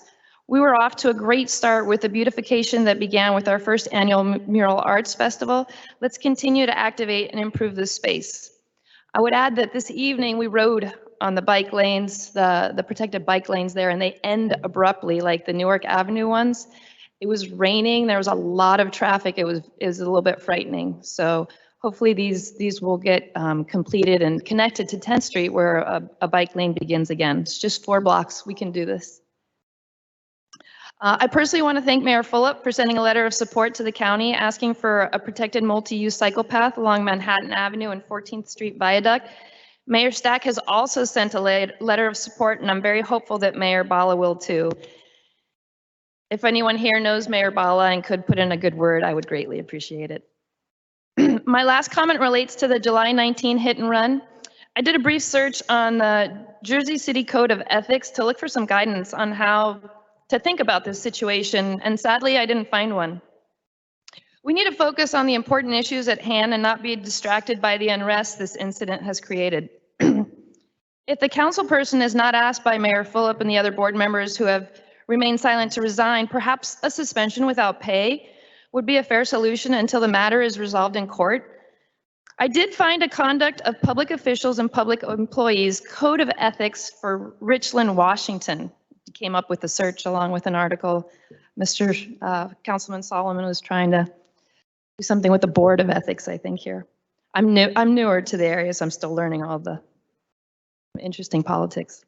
Anyways, one section, as I just kind of scanned over this code of ethics, caught my eye, and as I scanned the page, it said, no public official or public employee shall use their position to secure special privileges, exemptions, or results of other persons. Thank you.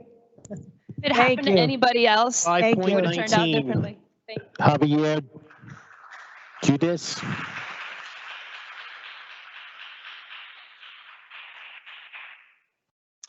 Good evening. My name is Javier Guedes. I'm a resident of Jersey City Heights. I'm an avid cyclist and passionate about safety for pedestrians, cyclists, and the enforcement of the traffic laws. I'm here to support the following ordinance, first reading 22087 and 22088, agenda items 3.1 and 3.2. I appreciate that. Your support on this. I wanted to thank Councilmember Solomon for the continued support for pedestrians and cyclist safety. This is a great leadership from your part and this topic and many others in your community. I want to challenge Councilman Solid to do the same for the Heights.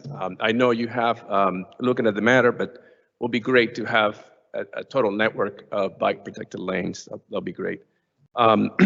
We also wanted to say thank you for Mayor Phillips for his support and commitment to the biking community and for his recent support for the development of the protected multi-use cycle path between Manhattan Avenue and the 14th Street Viaduct. As you know, this viaduct is a heavy transited area and the protected multi-use path will benefit Union City, Hoboken, and Jersey City, which would be terrific. Please continue to support the creation of a more protected bike lanes. One bit network of protected bike lanes is a proven, driven, great economics and mobility for cities to adopt that. So I encourage you to continue to work on this matter. It's very important for the community. So please plan on bike transportation and infrastructure. It's good for public safety. Talking about public safety, obviously on a separate note, but a very important issue, the July 19 hit and run involving one of your members and the cyclist Andrew Black. We're yet to see a position from the leadership about this issue in form of an ethical reprimand. Suspension to the member until a final verdict is applied is probably the fairest approach to do so. So please help us alleviate this public outrage on this matter. Thank you.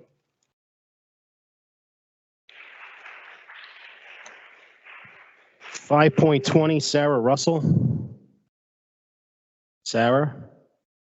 Here. 5.21, Ernest Walker.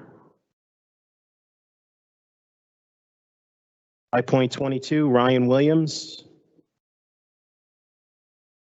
Not here. 5.23, Taylor Allen.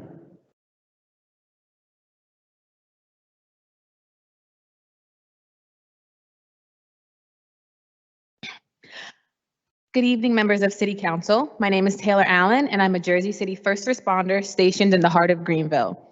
I'd like to thank Council President Waterman, Councilman Solomon, Councilman Prince-Ray, Councilman Ridley, Councilwoman DeGise, Councilman Gilmore, and Councilman Baggiano's office for taking the time to personally discuss the challenges of affordable living within the city as a first responder. Based on the NJ.com article published in July of this year, the average rent in Jersey City is $5,500 a month, which equals a total of $66,000 a year. In other areas of the city where rent is lower, such as Greenville, the average cost of rent for a two-bedroom apartment is $1,800 to $2,000 a month, which rounds up to $24,000 a year. As a rookie firefighter on my second step, my salary caps at $45,000 a year. Even in the cheapest area of the city, $22,000 is 48% of my gross income. According to the U.S. Department of Housing and Urban Development, 30% of a household's income should be spent on housing costs in order for it to be considered affordable. In an opinion piece written earlier this year on NJ.com, the same point was made about the issues of housing affordability for Jersey City police officers. As first responders, no matter the department, we all risk our lives for this city. We protect and serve the community and should be able to sustain quality, affordable housing within it. As I stated earlier, my cap is $45,000, which means those who come on after me are making less than that. During our first year on the job as a first responder, it is a requirement that we live within Jersey City. And despite all the resources provided, from the small percentage of affordable units in the new high-rises to first-time homebuyer programs, housing affordability is still an issue for most firefighters and police officers. I humbly request the council explore effective solutions to address this critical issue for those of us who give our all to safeguard this city and its residents. I, for one, am willing to give all my energy in any way that I can to help further this effort so that myself, my brothers, and my sisters on the line can not just protect and serve Jersey City, but also call it their home. And because at the end of the day, I want to raise my daughter in a city that I not only swore to protect, but love to be a part of. Thanks, guys. Thank you, Taylor.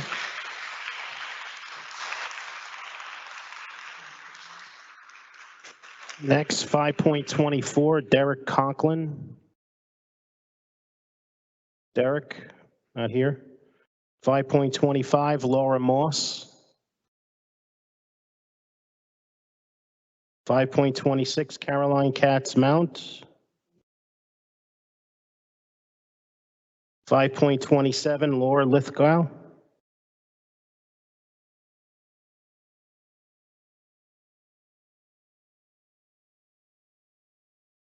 Hi, Laura Lithgow. I am a resident of the Heights. I want to start by calling for the resignation of Councilwoman DeGise and asking the council members who haven't called for her resignation to do so. I also agree with the suspension without pay suggestion mentioned earlier. I have a few suggestions for additional amendments to the affordable housing overlay. The first one is adding a vacancy tax. Oakland, California passed a $6,000 tax on property that is not in use for more than 50 days out of the calendar year. I'm sure that'll motivate developers to do everything they can to rent these units to primary residents, including lowering the rent. The vacancy tax can go to the Affordable Housing Trust. Affordable housing should be a requirement for all new construction and development, not an option and not a donation. The city also needs to have a maximum percent raise in rent. Excessive rent raises is another reason why residents are getting displaced. The truth is that the current strategy for creating and maintaining affordable housing is doing the exact opposite. Each suggestion I just gave can actually help to create more affordable housing. Councilman Saleh, you said that this ordinance will help homeowners. If developers are already buying 2-family homes in the Heights and turning them into 2 condos, what makes you think that they won't buy the 2-family and turn it into 5 condos, 10 condos, 14 condos? Do you really believe that it will be homeowners demolishing their house and building this new housing? Buying and building real estate requires money, and lots of it. Money that, as you mentioned, many Jersey City residents do not have. Last time I was here, I also mentioned a community land trust. There should be something added into the affordable housing overlay committing the city to build mixed-use housing. Residents get housing that they can afford, and the city gets to invest and reinvest into their constituents. Councilman Gilmore also made a great point about how these changes are being communicated to the community. Putting things up on a website and sending a couple of emails is not enough. The community outreach needs to be extensive. Meeting with housing associations should be a requirement to come up with creative solutions to solve the housing crisis. Your constituents want to be involved, and we deserve to be involved.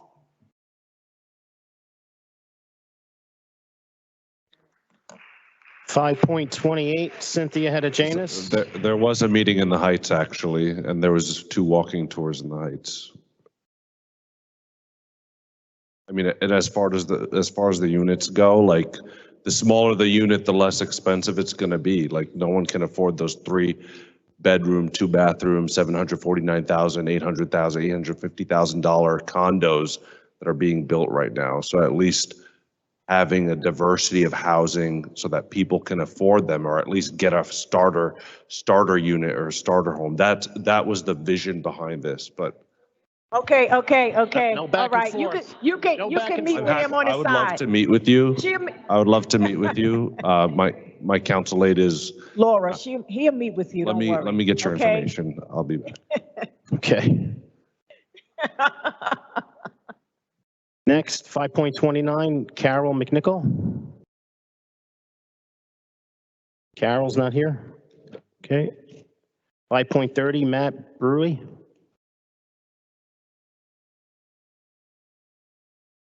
Hello again, good evening. Thanks again for this opportunity. Thanks first for adopting items 3.1 and 3.2 for a first reading.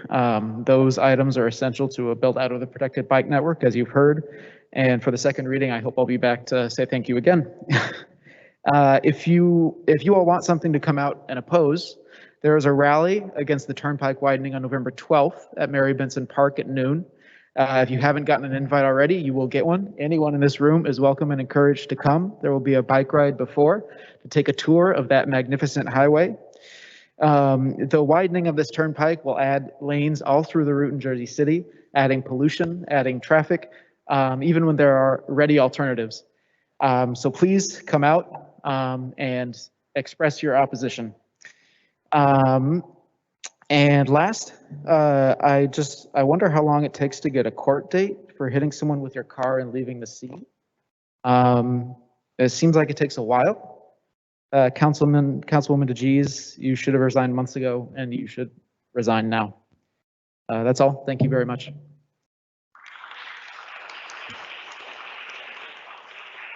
Next, 5.31, Josh Westman. Josh.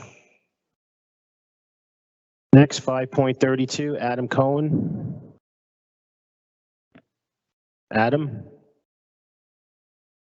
5.33, Tony Natural. Tony. Next, 5.34, Susanna Carlson.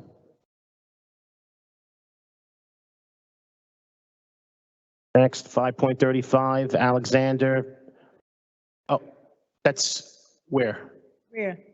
Who's coming for? Alexander. Alexandra, come on up.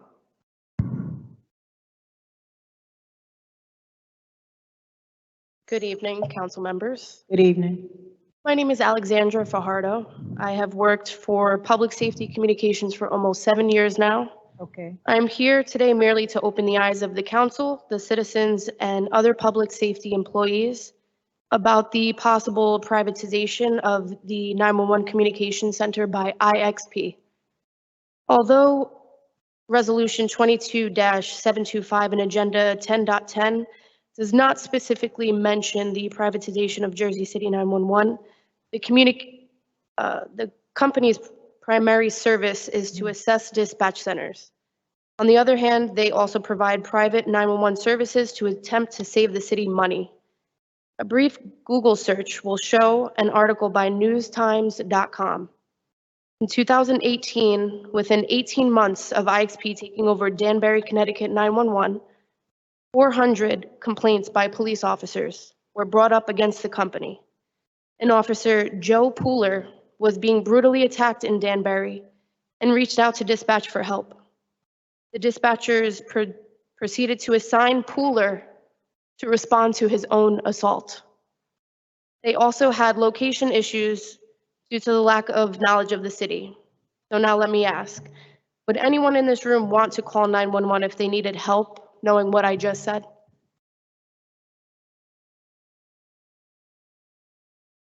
With privatization of any kind, we'll get a bunch of random people who know nothing about the city, the citizens, or our public safety heroes. Jersey City swells up to over 1 million people during the day.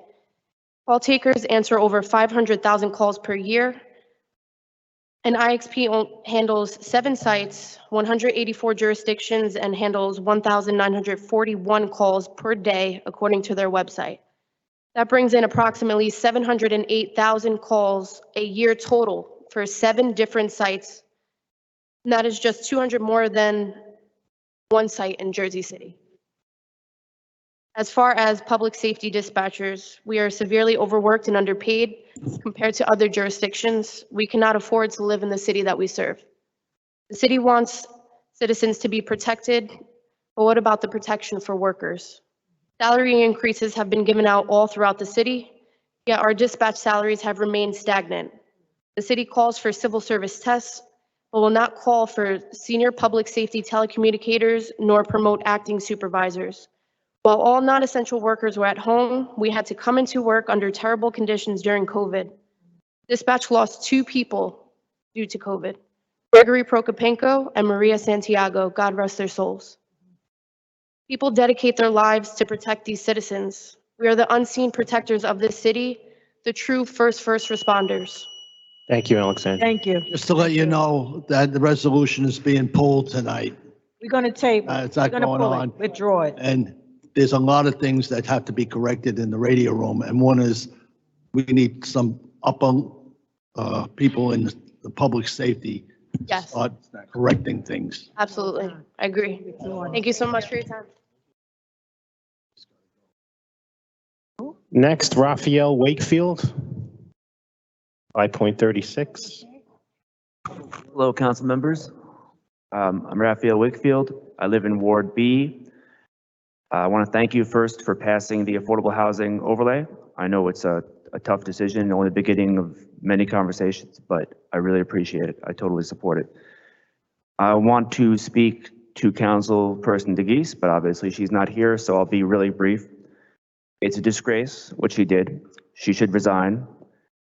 Thank you, council members Solomon and Gilmer, for calling for her to resign, and I don't know what's keeping the rest of you.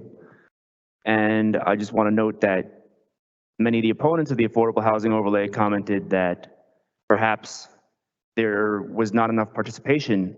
And I actually agree with that. I think that ideally we should have a city that promotes public participation in important governmental matters. And it's hard not to conclude, based on the extreme nature of what Councilmember DeGeese did and the total lack of response, that a good portion of the population that might be inclined to come and participate has concluded, maybe correctly, that none of this matters and it's all fixed, because the least she could do is resign. She's on camera. Anyway, those are my thoughts for tonight. Have a good night. Thank you. 5.37, Philip Carrington.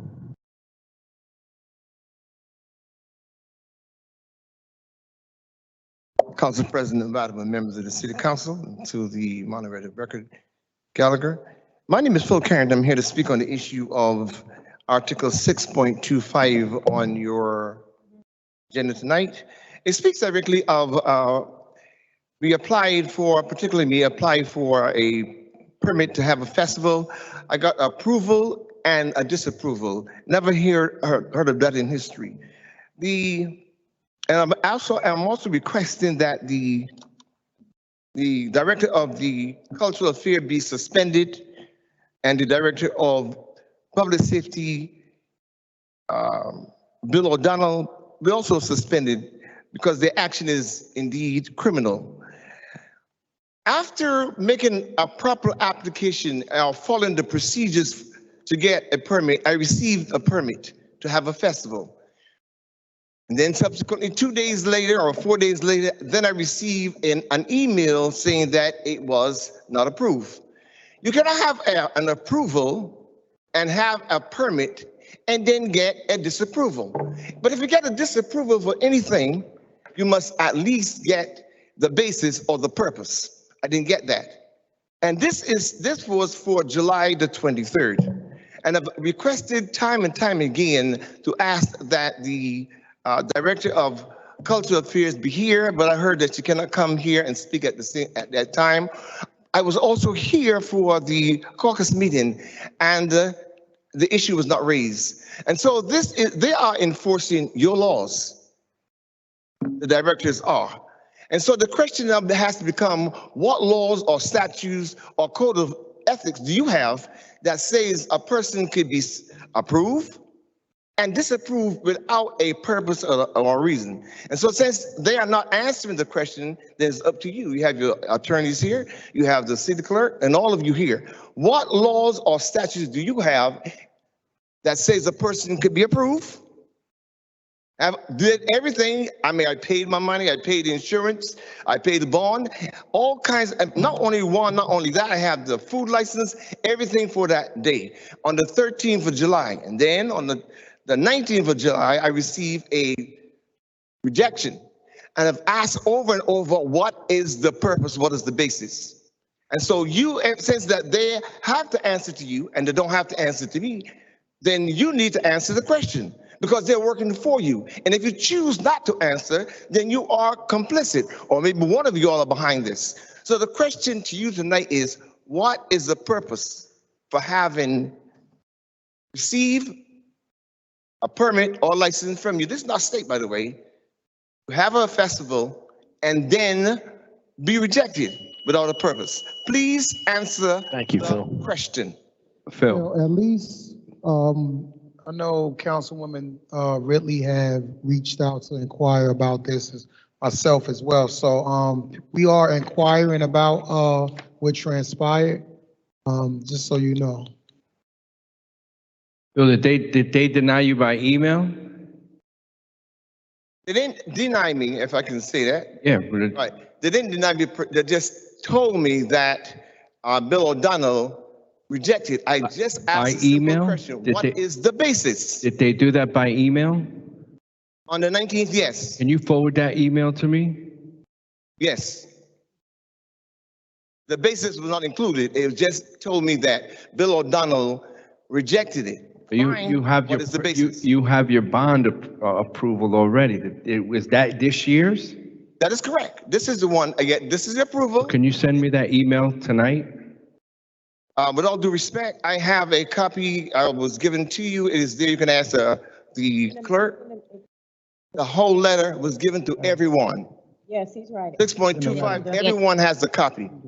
Letter and detail. Councilman, I'll send it to you. There's Mr. Carrington, there's literally an email going back and forth right now as we speak about it, trying to get clarification. So we are not neglecting you. We're just trying to make sure we get clarification, like literally as we speak. And Cultural Affairs is responding. They're working on it, Phil. I know you're frustrated, but I know they've been working and the emails have been going back. This is the second time it happened, by the way. Second time it happened only to me. It happened in 2016 and happen again. So this is a pattern of criminal behavior. Somebody need to go to jail. Thank you, Phil. 5.38, Barbara Camacho. I think she left. 5.39, Ray Schwartz. Ray? No? 5.40, Joanne Gorman. And last, 5.41, Matt Chabron.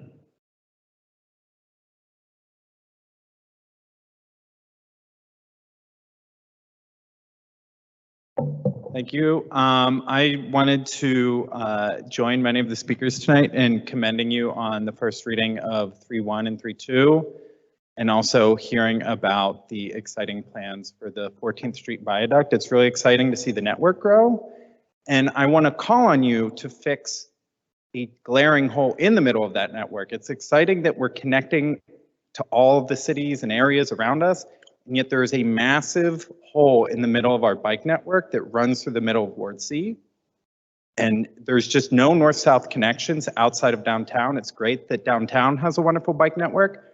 I live on Magnolia Street.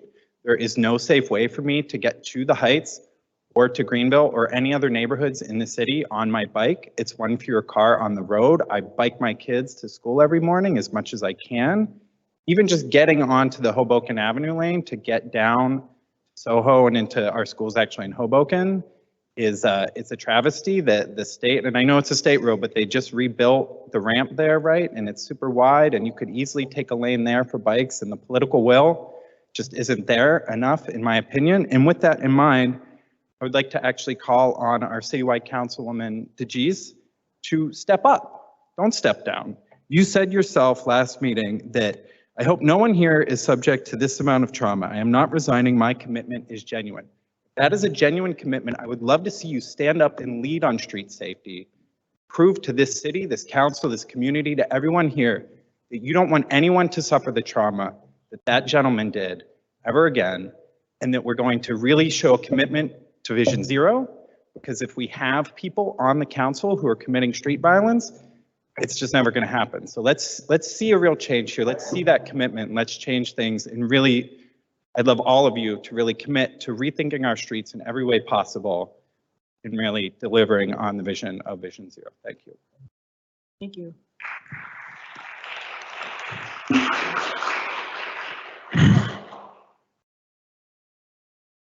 Okay. On to our petitions and communications. Any questions or comments on items 6.1 through 6.31? Hearing none. Any questions or comments on Office of Communications 7.1 through 7.4?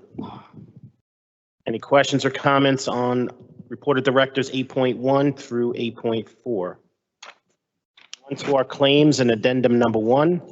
So council members are going to be taking a vote on claims and addendum number 1. Councilperson Ridley. Aye.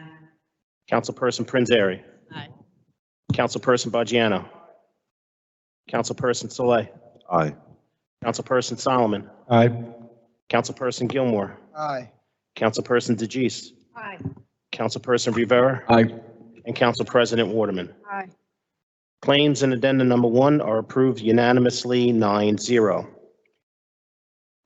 On to our resolutions. Before I take a vote, I just want to confirm with Assistant Business Administrator Kevin Lyons that we are withdrawing items 10.8 and 10.10. That's correct, and also 10.33. When we get to that. Okay. Thank you. Okay, so council members, we're going to be taking a vote on items 10.1 through 10.12 with the exception of 10.8 and 10, which have been withdrawn. Council President Clerk, can I ask a question on 10.1? I know that some of the budget folks are here. So is my understanding from a meeting earlier today, I just want to make sure it was on the record that the amendments that we were given on Tuesday have changed now on Thursday. And so I just wanted to outline what the changes were from Tuesday to Thursday in the amended budget. That's correct. So there were just minor adjustments to a few items. For the most part, the amendment stayed the same. The total budget amount only changed by a few $1,000s. There's a change to our state aid revenue items where we had to account for a new state aid source of revenue, the Municipal Relief Fund. Initially, that was lumped in together with one of our other items, so we separated that item out.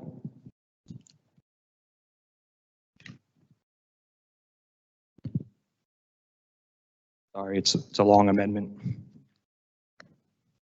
The second set of changes was to the amount for our FEMA reimbursements. Initially, that included a partial CARES Act reimbursement.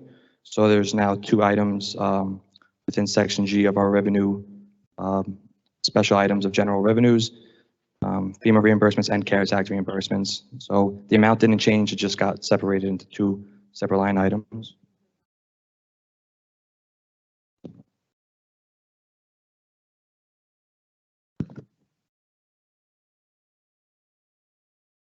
And on the back end of that, in our summary of revenues, the total miscellaneous revenues increased due to the change in state aid, and the amount for taxation on the local levy decreased from the original draft.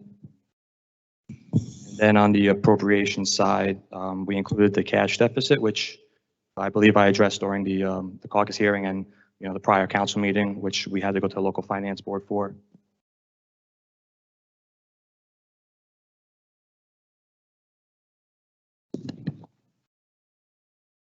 And as a result of all those changes, there was a slight decrease to our healthcare appropriation, and the total summary of appropriations also changed, as a result of all those other appropriation changes and revenue changes.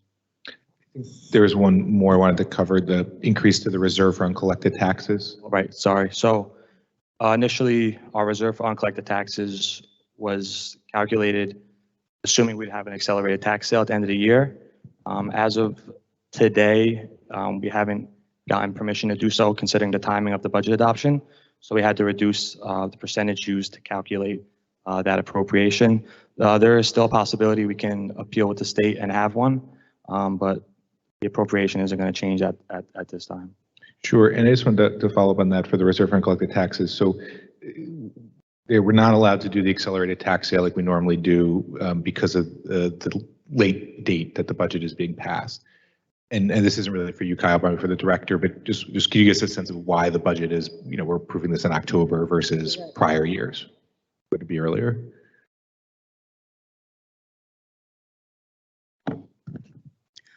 So I think this is definitely a trying year. I think as we have moved during COVID, our former CFO left out on medical leave last year. And so while we were managing, transitioning, I think getting our audit right late in the year triggered a lot of the steps that needed to be implicated as to why we are where we are right now. So I think also tonight on Monday, when we spoke about retaining the professional services contract to get us the assistance to get us ahead. So we're already underway with our mid-year budget review and some of the things that we won't be in the same position. We're getting ahead of it for the upcoming calendar year. Sure, and then just to follow up, I think, correct me if I'm wrong, but part of the issue is delay in the annual fiscal statement from the city, is that right? The preparation of the AFS, correct. Yeah, and correct me if I'm wrong, but at no point was the council told that the AFS was delayed, is that right? We had discussions in the budget hearings about the AFS and the status we did. Okay, that's fine. I'll go back and look at them. I just wanted to reiterate, I think, as we look at the amendment, the delay is going to have real cost to people, right, in terms of increased taxes. Right. And we understand people work hard, they're good people, and I think it's really important that it never happens again. And I just want to make sure that's public and on the record as we consider these amendments, because there's people with the best of intentions working as hard as they can, but it's going to there's a cost to people in the city. Understood. I mean, understood. And again, this was a transition year. People were out sick. You didn't have employees. You didn't have staff. There were people working night and day in the Department of Finance. And you're right, there are good people working hard. And again, we're ahead of it for the upcoming year. But early in next year. Right? Absolutely. I'm here.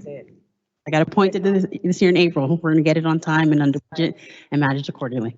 All right. Thank you.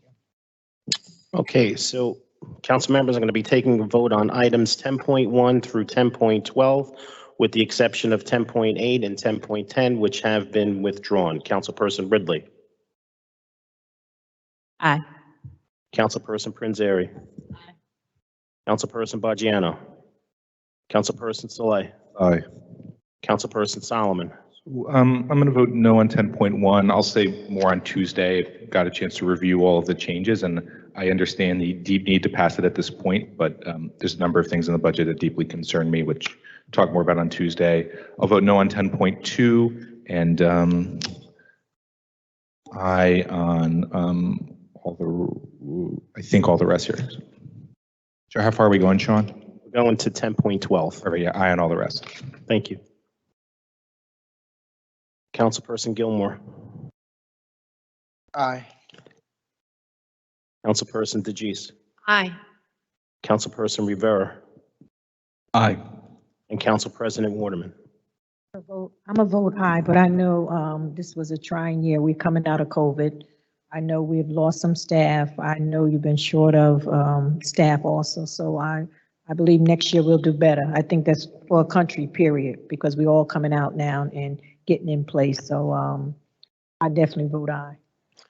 Okay, if I can just recap, item 10.1 is approved 8-1 with Councilperson Solomon voting no. Item 10.2 is approved 8-1 with Councilperson Solomon voting no. And items 10.3 through 10.7 are approved 9-0. 10.9, 10.11, and 12 are also approved unanimously 9-0. On to our next set of resolutions, items 10.13 through 10.22. Again, that's items 10.13 through 10.22. Councilperson Ridley. Aye.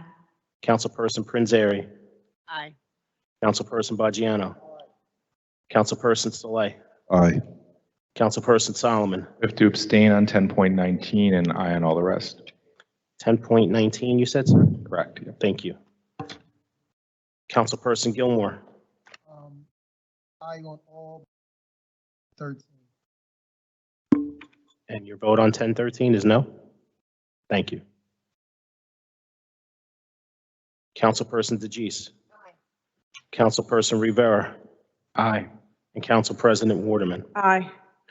Okay, if I can just recap.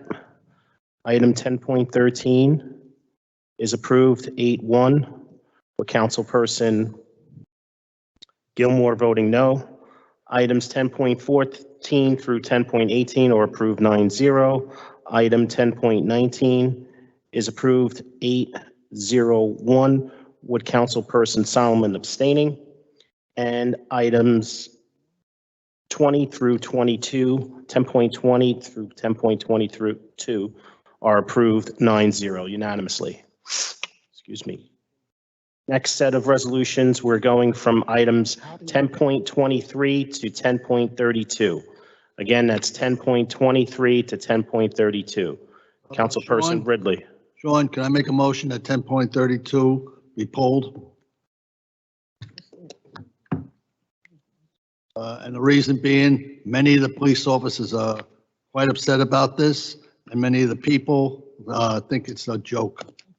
So you're making a motion to withdraw 10.32, and so it's further discussed, and, you know, you can't put a precinct all the way down at the end of a ward. I have most of my problems at the border, any border. And I share a border with a bunch of municipalities, Union Right. City, Secaucus, Hoboken, North Bergen, you know, so. The North District is not near any of them. The North District is centralized, basically. Yeah, and we have so many problems at the East District's down border, below. so. This was knocked out years ago, and there was a big fight about All it. right, I'm happy to vote on the motion if there's a motion. Okay, so there's a motion to withdraw 10.32 from the agenda made by Councilperson Baggiano. May I have a second?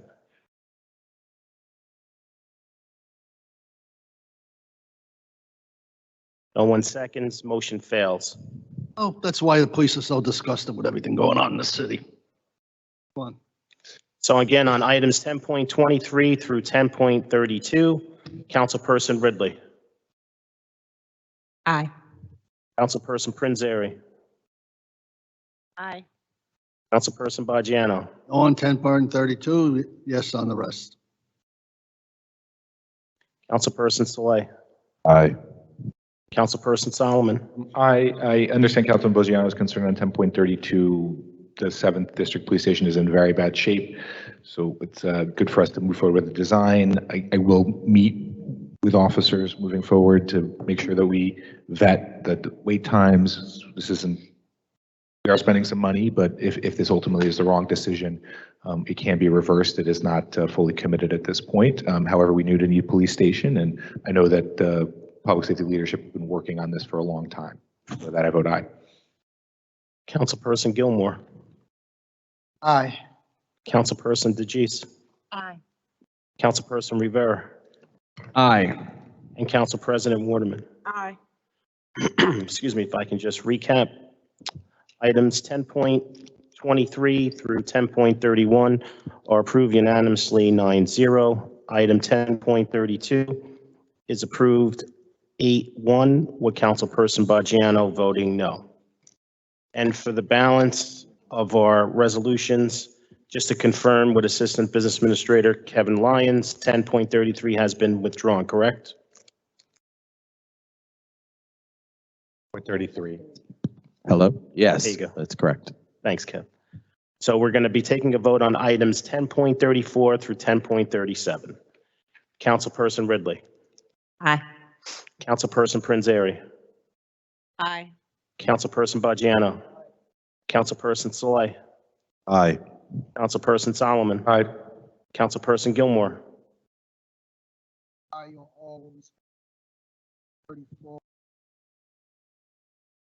Gracious. Today, I just hope, rectified it and got some things in place to make sure things like this not happen again. Aye on all. Councilperson DeGise. Aye. Councilperson Rivera. Aye. And Council President Waterman. I just want to take a note here. Janelle, you're in that position now in HR to pretty much oversee when it comes to disciplinary and actions against staff, correct? To make sure we don't have to spend money like this again. Correct. I am overseeing HR and specifically discipline of employees who act in ways that we do not approve of.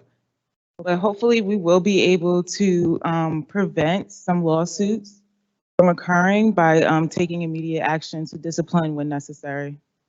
Right. I want that on the record because I know we spend a lot of money when it comes to lawsuits, and that has been a council concern. So I'm glad you're there to pretty much look into that, and hopefully you'll save the city some money. With that, I vote aye on all. Okay, if I can just recap, items 10.34 through 10.37 are approved unanimously 9-0. And if I can just Motion. for a motion to adjourn at 8:55 p.m. Motion was made by Councilperson Rivera. Second was made by Councilperson Saleh. On the motion to adjourn at 8:55 p.m., Councilperson Ridley, Councilperson Prinzary, Councilperson Bajano, Councilperson Saleh. Aye. Councilperson Solomon. Aye. Councilperson Gilmore. Councilperson DeGise. Councilperson Rivera. And Council President Warren voted aye. We are out of here at 8:55 p.m. Thank you so much, everybody in attendance and everybody watching at home. Remember, teamwork makes the dream work. Stay safe, everybody. Have a great night. I feel like I had something to ask you. I can't think of it. Are we no longer live?